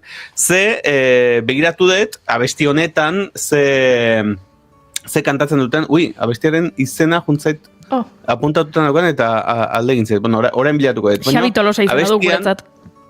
Zer? Xabi Tolosa izena duela abestiak guretzat. Guk behintzat gure soinu mai honetan gordeta dago audio korte hau eta abestiaren izenburua da Xabi Tolosa. Imaginatzen zate, oen esate izuetela nik kantatu nola? Begira. Izan leike. Nik posible, Bai, izan leike. Zurekin edo zein gauza da posible. Sinesgarria da. No eske ametsak egia hemen bihurtzen dirata. Sinez daitza, kasi. Taldea Nani Dato da eta kantak Superraiser izena du. Eta kantua hemen daukat, claro, ni japonera zidatzita bakizue kanji modukoak jartzen direla, baina hori irakurtzeko oso zaila da, eta normalen egoten da okzidentalizatuta alfabeto hori edo izki horiek denak. Eta hemen daukat apuntauta, eta abestiak zehazki esaten du honakoa. Kona yuki o machi nagara shugetu yuku ichinichi dare yoki mo anata to ite yokata ashita kara shugu nanika kawaru wake nai kedo inoritai yona holy night. Eta hori da abestia. Eta gustatzen batez ere, nire maztea justu horrentxe ez dago, baina egongo balitz, pentsatuko luke nahi dizela normal sekzioa euskeraz egiten ari zarela. Segurazki, luke asmantuko. Egia esan, hitz batzuk hor, matxina da, suge, gara, makina gara, olortu bai. Bera, askotan esaten da, ez? Eta atzetik entzun da, nik etxen probatu eta momentu baten uste dut Xabi Tolosan diola. Esaten dula, ez? Xabi Tolosan. Ja izango zain ja. Segurako erokeria. Hauxe da, abestia, eta esango duzu, zertaz itzein gote du, zertaz ariote da, eta berez, sanaia, ez da beste munduko ezer. Ui, ama, urdurina Xabi benetan, zenba denbora daramagun entzuten abesti hau, jakin gabe zer ote dioen, eta orain badakigu. Osa, jakitera goaz. Nik ez dakit bueno, jakina edut, ala ez, japoneraz badakizu. Ez, ni ikasten hasi naiz orain, kontatuko dizut, hola... Nondik asistea? Hoi nik jakin eiret, nola? Vale, a ber. Nola? Kontua da, esketenak dauka bigarren kafearekin zer ikusia. Txen barkatu, etzen un jetxiko igual Tinder japones bat, eta norbait ezautzen asistea, eta sandezu ikasiko, ez. A ber. Barkatu. Bigarren kafean, Maialen Teiabidek behin egin zuen bere sekzioa Japoniako musikaren inguruan. Nio, 80 hamarkadako, 2000 eta 2010, musika Japonian garai hartan zer entzuten zen, eta hortik Japoniako popak zer ikusi zeukan guk hemen entzuten dugun poparekin, eta bueno, abixatu zuenean, horretaz hitz egingo genuela, nik paso eman behar nion Maialeni, eta orduan esan nuen, begira, ze ondo, zen ere lagun bat oso, mundu japoniarraren zalea da, eta orduan berak hitz bat esaten du askotan, eta esan nuen, ze ondo geratuko den, sekzioako lehenengo hitza, balin bada, japonierazko hitz bat, hola nik esango diot, Maialen, tarara, eta orduan horrela, ze gero gaiak zerikusia dauka honekin, eta, esan nuen hitz hori, eta Maialen Teiabidek esan zidan, gaizki zegoela. Nik esan nuen tatakimas, eta tatakimas ez da existitzen. Eta nik pentsatzen nuen tatakimas zela, ez dakit, kaso egiteko modu bat, ola kaixo esateko modu bat, edo horrelako zerbait, ze nere lagun horrek, Japoniaren zalea den lagun horrek, txantxetan esan zigun tatakimas. Berak txantxetan esaten du tatakimas, eta nik pentsatu nuen benetan tatakimas esaten dela. Maialen Teiabidek zuzenean, irratian, zuzendu egin ninduen, nin egon olatuaren aparrean eta bapatean zulora bidali ninduen, ze nere asmo guztia zen honekin ze hasiera ona sekzioari eta japoniera, eta gehatuko gea hemen, klaro, Maialen super erudita bere musika japoniarreko ezagutzarekin, ni hor saiatzen bere mailan jartzen, eta bueno, desastre hutsa izan zen. Eta orduan, hau izan zen abendu hasieran. Eta gero eki genuen lagun ezkutua kuadriako lagunek. Eta orduan, tatakimas hitza buruan sartu zidan lagun maltzur horrek, oparitu zidan liburu bat izena duena Japones para niños, umeentzako japoniera, eta orduan marrazkiak ditu, eta orduan erakusten dizu, sagarra nola esaten den, aulkia nola esaten den, etxea, hola gauza simple, eta solteak, eta hola nahiko simple, eta oparitu zidan, eta orduan orain batzutan, liburuari begira jartzen naiz, eta... Guain ninato eta flipatuko duzuen, dakidalako 10 arte kontatzen japonieraz, txikian intzenean, Hichni samsi go rock sitch kiu. Kiu niu ez lako zoze, ez? Txikian intzenean, juten nintzen karate entrenamentu eta itezu, hitch, nei, samsi, eta gure kuadriako kateratzen ginen handik hori kantatzen, eta orduan, ez dakit pronuntziazio ondo dagoela, seguro que Maialenek esaten dik aizki dagoela, baina, eta gero goatzen ez beste serie bat, Shogun zenburua zuena, serie batek, eta hor, guakarimashuka, guakarimashu, ulertzen duzu, ulertu dut, erlako ziutzu. Guakarimashu. Toranaga, jai Toranaga. Aizu, ondo da, oso ondo. Gogorarazi didazu gainera, nere ama da zinturoi beltza Shorinji Kenpon, eta berak ere bere klaseetan, bera irakasle zen, umen irakaslea, eta nere amak erakutsi ziten amarrera kontatzen, jaztu zait, baina orain txinatarrez ikasi nuen hemen kung fu egiten, dara ekibalente modukoa, baina esan dezu, Ichni san, nola esan dezu? Hichni sam si go rock sitch hatch kiu niu. Hitzkatzkiuni hori da, bai, horrela da. Eta oraindik ere, eta inezen ez gogoratzen, baina neramak entzuten malin badago hementzat, txiribuelta aurreraka edo atzeraka, beti esaten du, xorigin, no sé cuantos, eta atzeraka da, ez da gizebak izer. Eta beha dauka hori ondo gordeta, hainbat urtetan egontzalako irakasle bezala, hori, zinturoi beltz bezala, eta etzitzeten geratu hori. Pena, gogorarazi diazu, izan da, bapaten edukitola flashazo bat, eta zen moztoloa izan nintzen, etxean horrelako zinturoi beltz bat edukita, nola, kirola egitea eta etzitzeten gustatzen, etzitzeten gustatzen, eta enuen aprobetxatu. Eta, bai, pena. Eta orain ja berandu, baina, hain ez pixkanak hori bultatzen. Baina egia da, arte martzialak politia dira, orain pentsatzen dut, zenbat aurrera eukiko nuken umetan hori ikasi izan manu, amari ikasi izan manio. Hemen gomendioa, entzule guzti egin kaso zuen amei. Egin kaso. Egia da. Arrazoi daukat eta. Oso gomendio ona. Baina, bueno, ari gara monopolizatzen Xaitolosaren sekzioa, hasi gara gure anekdotekin. Baina, orduan beraz, gaur, oraindik ez dakigu, zer dioen abestiak? Abestiak, esaten duen konaiugi o matxi nagara, esaten du elur hautsaren zain. Elur hautsaren zain. Gero, sugite juku itxi-nitxi esaten du pasaden egun bat. Da pixka poetikoa, ez dakit oso ondo itzulita ez ote dagoen. Eta esaten du, dare jorimoa nata toite, da zurekin nago inor baino gehiago. Ez dakit zer zen inor baino gehiago, edo zurekin hobeto nago inorekin baino, edo lagu zer zen nahi du. Jokata, dara ona, uste dut. Gero esaten du, asita kara sugun nanika bihartik aurrera zerbait, wakaru wakenaik edo, ez da aldatuko, ordea. Ez da aldatuko. Eta bukaran esaten du, inori itai, Jona Holy Night. Holy Night esaten du, bai? Beraz, izango litzake, otoitz egiteko gogoa ematen didan gau santu bat, edo gau santua. Azkenen finean igual gabonetaz ari da, ez? Elurra, gau santua... Claro, hemen bastante grinch dira bigarren kafeko aurkezle gehienak eta kolaboratzaile asko, baina begira nahi gabe urte guztia daramagu gabonetako kantak entzuten. Bai, Gabonak, edo, gau santuarena Gabonekin zerikusi edukilezake, baina esan genezak ere baita gau berezi bat dala, gau sakratua esan genezake, eta igual gau sakratua da, igual urteko azken eguna, eta negu itxura izan genezake. Nik uste gehiago hortik dijoala. Ez du beste referentziarik egiten Gabon kristau edo Gabon eburu. Elurrari egiten dio referentzia. Elurrari.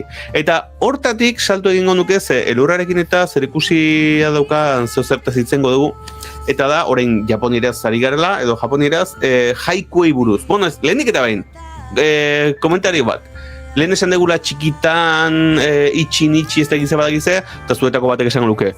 Nik badakit japonirazko hitz bat, eta noski, denok Euskal Herrian ikasi dugu zer dan kamehame, ez da? Bai. Kamehamea. Claro, Euskal Herritik kanpo, hemen mentzat, Madrien, korresponsal bezala lanak egiten, claro, hemen onda vital deitzen die.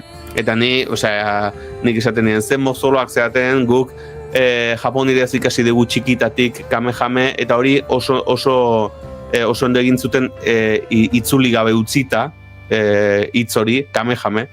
Eta, klaro, deskubrituet kamehame Hawaia noa dara. Oh!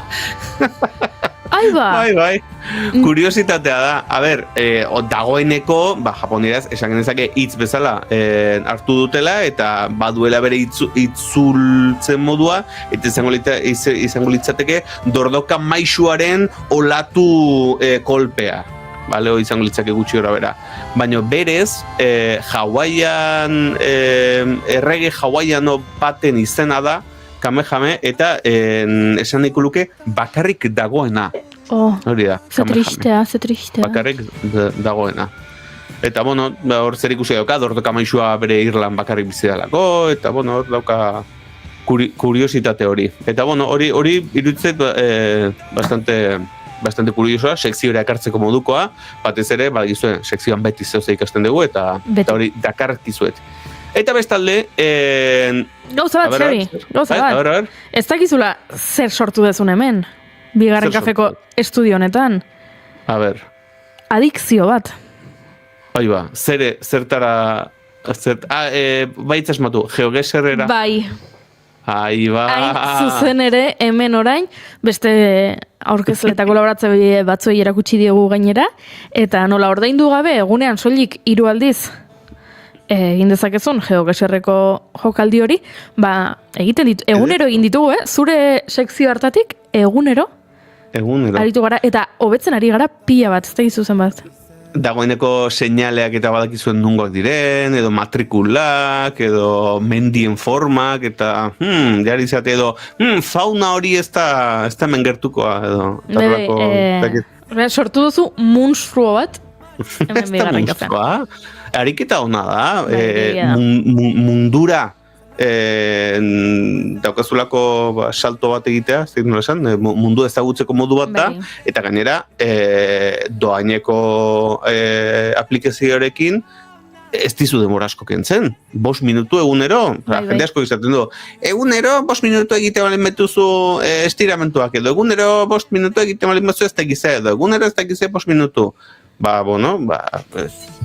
Denbora daukazu, dedikazteko. Nik beste belaunaldiko izango naiz, baina nahiago da Josu Iztueta entzutia, edo irratia entzutia, edo Xaitolosa Japoniari buruz itzeitea, bidaiatzeko nire txetik, Bai.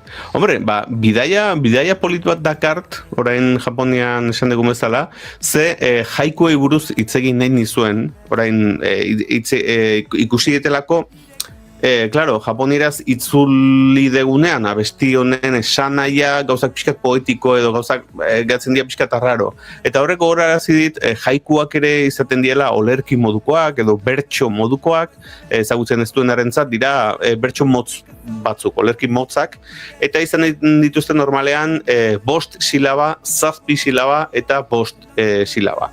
Eta hau da nik enekien gauza bat eta berez haiku originalak edo beti izen behar dute oinarri bat edo hitzen bat naturarekin erlazioa dokana. Eta orain, elurraren eta esan degunean, esan eta egia da, badaudela haikuak ez daudela naturalekin erlazionatuta, osea, guztiz zilegi eginda daude, baino berez originalak bai dira edo 14. mendean edo lehenago egindakoak eta normalean izaten duten naturarekin oinarri hori.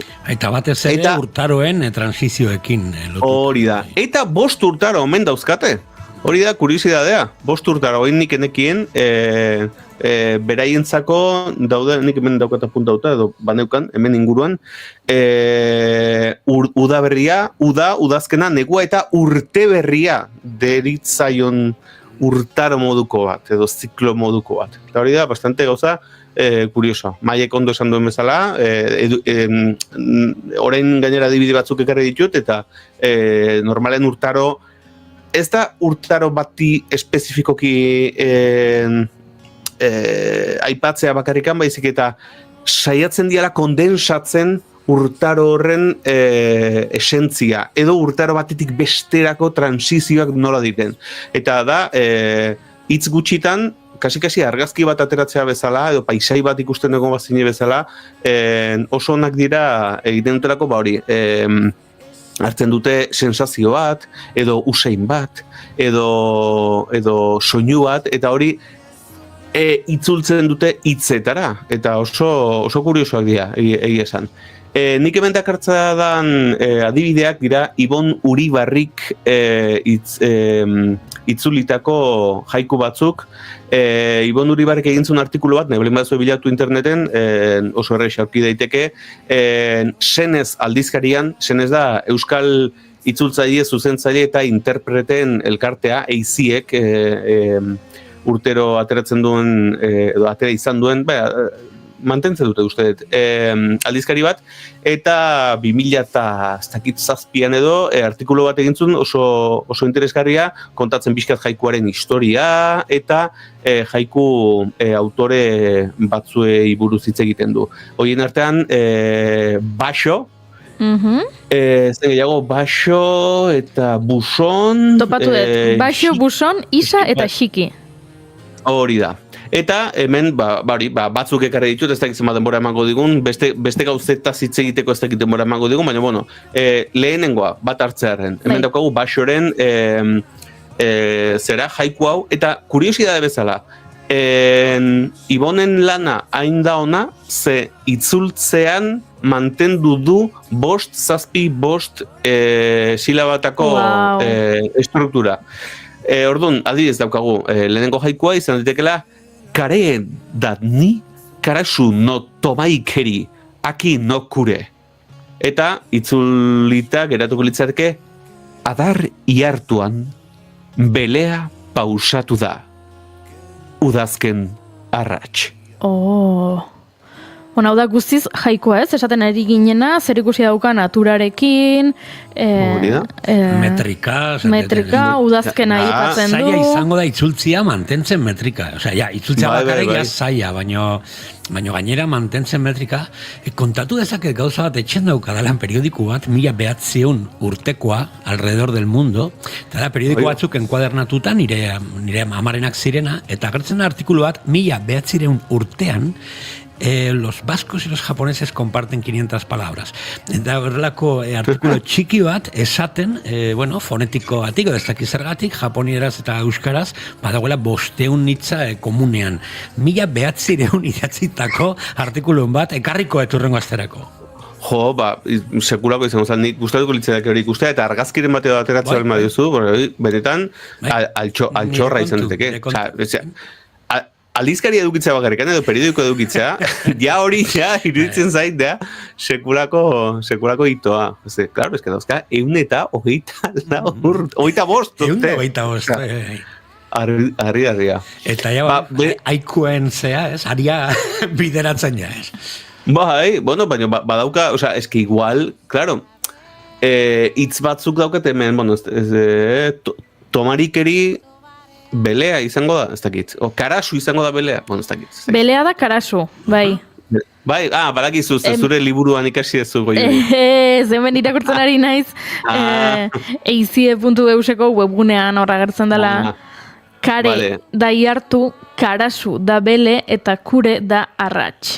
Arrats, kure. Osa, gainera dagoela aliterazioa, ez? Oso, bai, eski, irutzi zait, jaikoak berez, txikitan irutzi zaizkiten, ariketa moduko bat eman eskolan. Egin jaiku bat, baiten dezu eta fuera. Baina kontuatzea gero horratzean nola kondensatzen dezun, hain hitz gutxitan eta hain silaba gutxitan, kondensatzen dezun hain beste. Eta oso lan politia iruditzen zait. Beste adibide bat entzutearen, hemen Baxorekin jarraituko dugu, Furuikeya kawazu domikomu mizu no ato. Eta honakoa dio. Urmael zahar. Igelak jauzi dira. Uraren hotxa. Claro, hemen ez dago urtaroa espezifikoki, baina bai eramaten gaitu, paisai bat ikustera edo sensazio bat edukitzea. Eta, iruditzait, natura kasi preserbatzen duela hitz gutxi hauetan mentzat. Oso meditazioa, meditazioarekin lotu daiteke, ez? Urmael zaharra, itxi begiak eta irudikatu hau.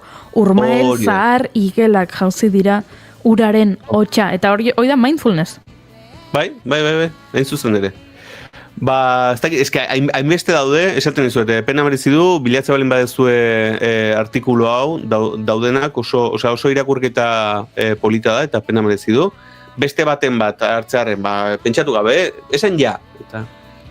Ja. Vale, hemen txedaukago, Shikirena. Ados? Cho tobu ya, michi kawaru, komori uta. Eta honakoa dio. Pinpilin pausa. Bidea ezin asma. Aur abestiak. Nola da pinpilin pausa, japonera jakine dut. Txo tobuia, esaten du. Bentsat, txo tobuia.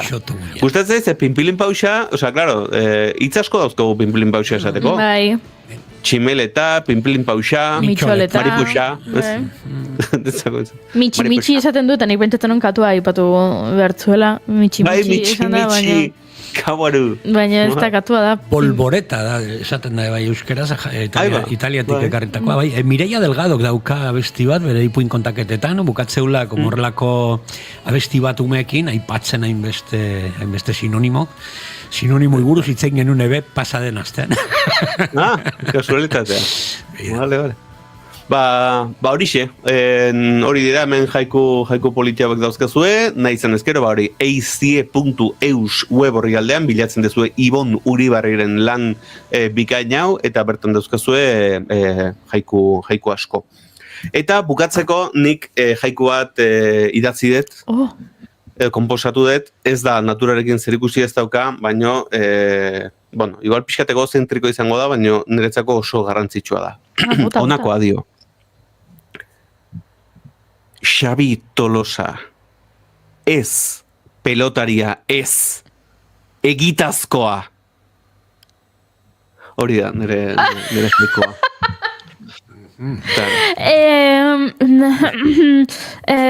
Musika igoko dut. Solo pienso que quizás tal vez el destino tuvo algo que ver. Wow, Xabi Tolosa gauza asko egiten dituzu ondo. Aktore lanak izugarri ondo egiten dituzu. Abesten eta musika sortzen ere dotore aritu zara. Kazetari lanak egiten eta hemengo kongresuetan ere zoragarri. Sukaldean ere ondo moldatzen zarela badakigu. Baina zetorrela.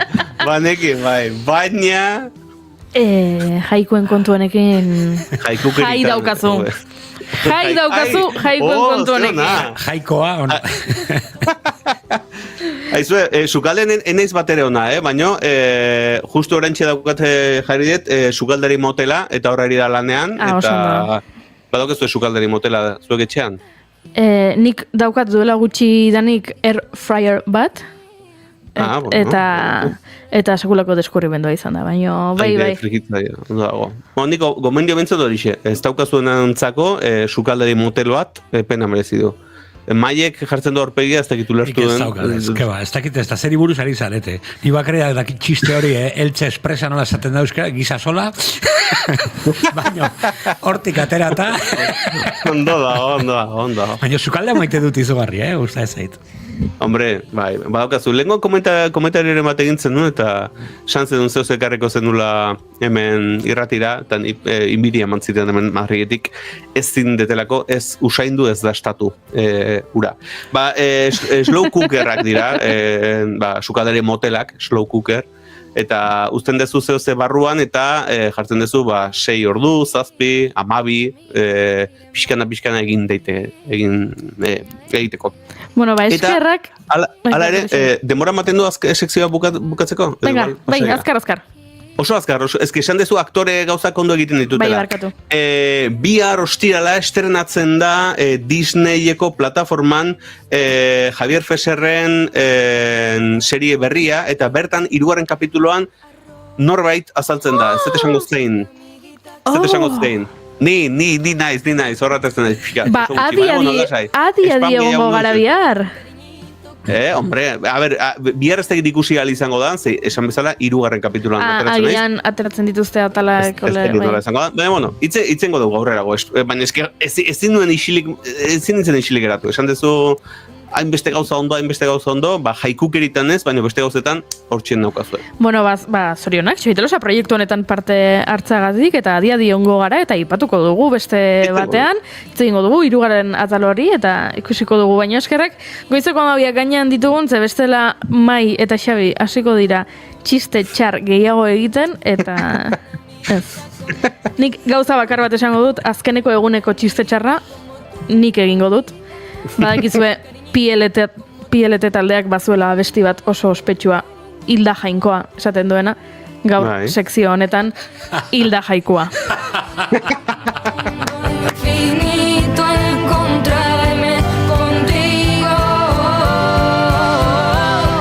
Agur Xabi Tolosa, aurren arte. Jo.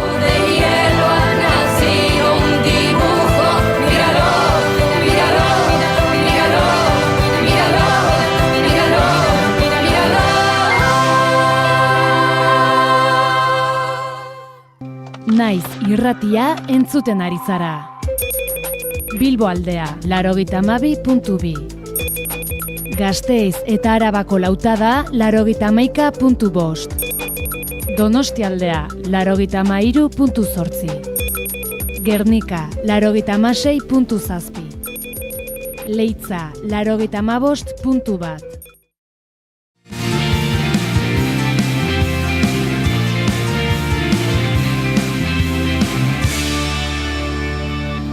Keep calm and bigarren kafea.